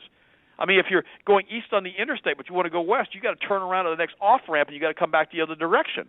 That's what I always tell people. The same thing. I mean, how bad does the United States have to get? Do we have to go to martial law before you wake up if you're listening? I mean, do we have to be taken to FEMA internment camps before you want to start listening? As for me and my house, we're going to serve the Lord. I mean, we may all end up being in a mess together in this country. God forbid it, but by God, it won't be because I didn't try, because Doug and Joe Hagmann didn't try. I mean, we're doing the best we possibly can. What because Steve Quayle didn't try, or Russ Dizdar didn't try, or Paul McGuire didn't try? We're all doing this together, trying to make people realize that we have to stand in the aggregate and we have to pray in the aggregate. And I like the one thing. They had that. Alex Jones had that one guy on today, the guy head of the NSA, and he said, what we've got to do is we've got to go to these local town hall meetings when the congressmen come in to do these little meetings, which they do upon occasion, and we've got to ask them publicly, hey, why are you letting the NSA spy on everybody and break our amendments and break the Constitution? Why are you allowing that to happen? Why do you allow them to continue to get funding? We want to know what your stand is on this on the record. He goes, You've got to do that. He goes, and he said, you've got to get these guys out. The forefathers of our country gave us a Constitution. Now, I know the thing got wrecked in 1933 when we went under bankruptcy, insolvency, and we got reincorporated under a Rothschild cartel Bank of England deal. I got that, okay? We all know that stuff happened. But the point is, they haven't been able to tell anybody they did that to us yet for fear of an uprising. And God, that's been 80 years ago. They don't want us to know what they've done to us and how we've been turned into a bunch of slaves. Guys, once they start telling us that kind of stuff, their whole deal's done. We're going to be coming out of the woodwork, madder than hell. Now you got me saying hell, Doug. Of course, me hell's a place like this with you. But it's the truth. It's the truth. We've got to realize we've got to get mad and we've got to quit doing this nonsense. You're correct, and I'll say this, and I'm feeling this, where there are more and more people, and the spirit, the information that we're getting from people, and the spirit of the emails that we get, that we read. Now we can't respond to them all, but we're seeing this. To quote Paul McGuire's title of his latest book, this mass awakening. I believe that we're seeing this awakening of people, and people are ready to go out and to butt heads with these butt heads at the town hall meetings, and to say, look, it's enough, it's over, your party is over. And I can see this taking place right now. Social media, in my view, Ted, was created by the elite, if you will, for the purpose of division, not for bringing people together and lifting others up. It was created for social division, and I think it's accomplishing that in great strides. But we have to turn that around, or just stay off of it altogether. But if we've got to turn everything around. But I'm seeing this awakening, and it gives me a lot of hope, because if we can, what's the point? I've also seen people write on blogs and on political websites, well, bring it on. Do you really want, I mean, is that what you really want? Do you want to see what will happen when they bring it on? I don't think so. So if we can, you don't. If we can work together, prayer and in practicality, to stove off, to delay the judgment of God by changing our ways and by joining together, then I believe that will give a chance for more people to come to God. It'll give a chance for more normalcy for our grandchildren. Wouldn't it be great to go to bed at night knowing that our grandchildren are not going to pee on our graves and say, why didn't you do anything? I mean, seriously. That's true. So that's the way I think. No, you're right. I mean, how are we going to answer to this? I mean, what are we going to do? I mean, our parents blew it with Roe v. Wade and with the stuff with taking prayer out of the schools. But by that time, the Rothschild banking cartel already had a stranglehold on the country. They're doing the same thing they did to Germany. They're doing the same thing. They're doing the same thing to us. We were the last great bastion of freedom on the planet until we put their Federal Reserve Bank in, and they knew that. And that's why on the Power Hour, I'm always talking about the Rothschild Federal Reserve Bank. I'm always talking about what they've done and who they are and why they've done what they've done and how they've enslaved us. And until like Ron Paul said, until we get real money back and we get a standard that we can live on, we get rid of this fiat currency, we're never going to have freedom in this country. But, of course, they completely marginalized him, especially in the presidential debates. It was awful, and I think personally he should have got him a bigger set of testosterone or testicles or whatever you want to say, and started saying, hey, wait a minute, I've had enough of this stuff, guys. Why did I get 90 seconds in the last hour? Why do you keep cutting me off? Exactly. But the point is, I mean, but he's a gentleman. He didn't want to do that. But I tell you what, though, he had himself a following. He had millions and millions of people who stood behind him in those debates because we all realized that he was trying to tell the truth. Well, now we've got to take the gloves off. We cannot play by the rules that have been established for us. Ted, I can't believe how quickly this program has gone. We've got about 60 seconds left. I just want to say thank you so much for sharing your time. It just went by immensely fast. And inspiration, you know. Yes, inspiration indeed. Sitting here listening to you, as Coast to Coast said, I can't sleep. Well, I'm all geeked up now too. I mean, I'll probably have to go take about 3 melatonin to go calm back down. Well, but thanks guys for having me on. I really love doing your show, and I really love helping the people. Well, God bless you, my friend, and ladies and gentlemen, please visit healthmasters.com. Magnesium topical 5-pack kit. I can tell you this: I will be ordering it. My wife, more appropriately, will be ordering it right after the show, and I would urge you to do so as well. And all of the products at healthmasters.com. Ted, as always, you're a crowd pleaser, and I just want to say, and what an immensely intelligent man. And get through that physics book, and let's do this again real soon, okay? We love you guys. Thanks for having me on again, guys. All right, brother. Absolutely. God bless, my friend. Thanks, buddy. Good night. All right. That'll do it for us tonight, folks. What a wonderful guy. What a wonderful program. Thank you for listening, all of you. Until tomorrow, I guess that's it. Stay safe. God bless. Have a good night. Good night. We'll be back at 8 p.m. tomorrow night. All right. Bye-bye.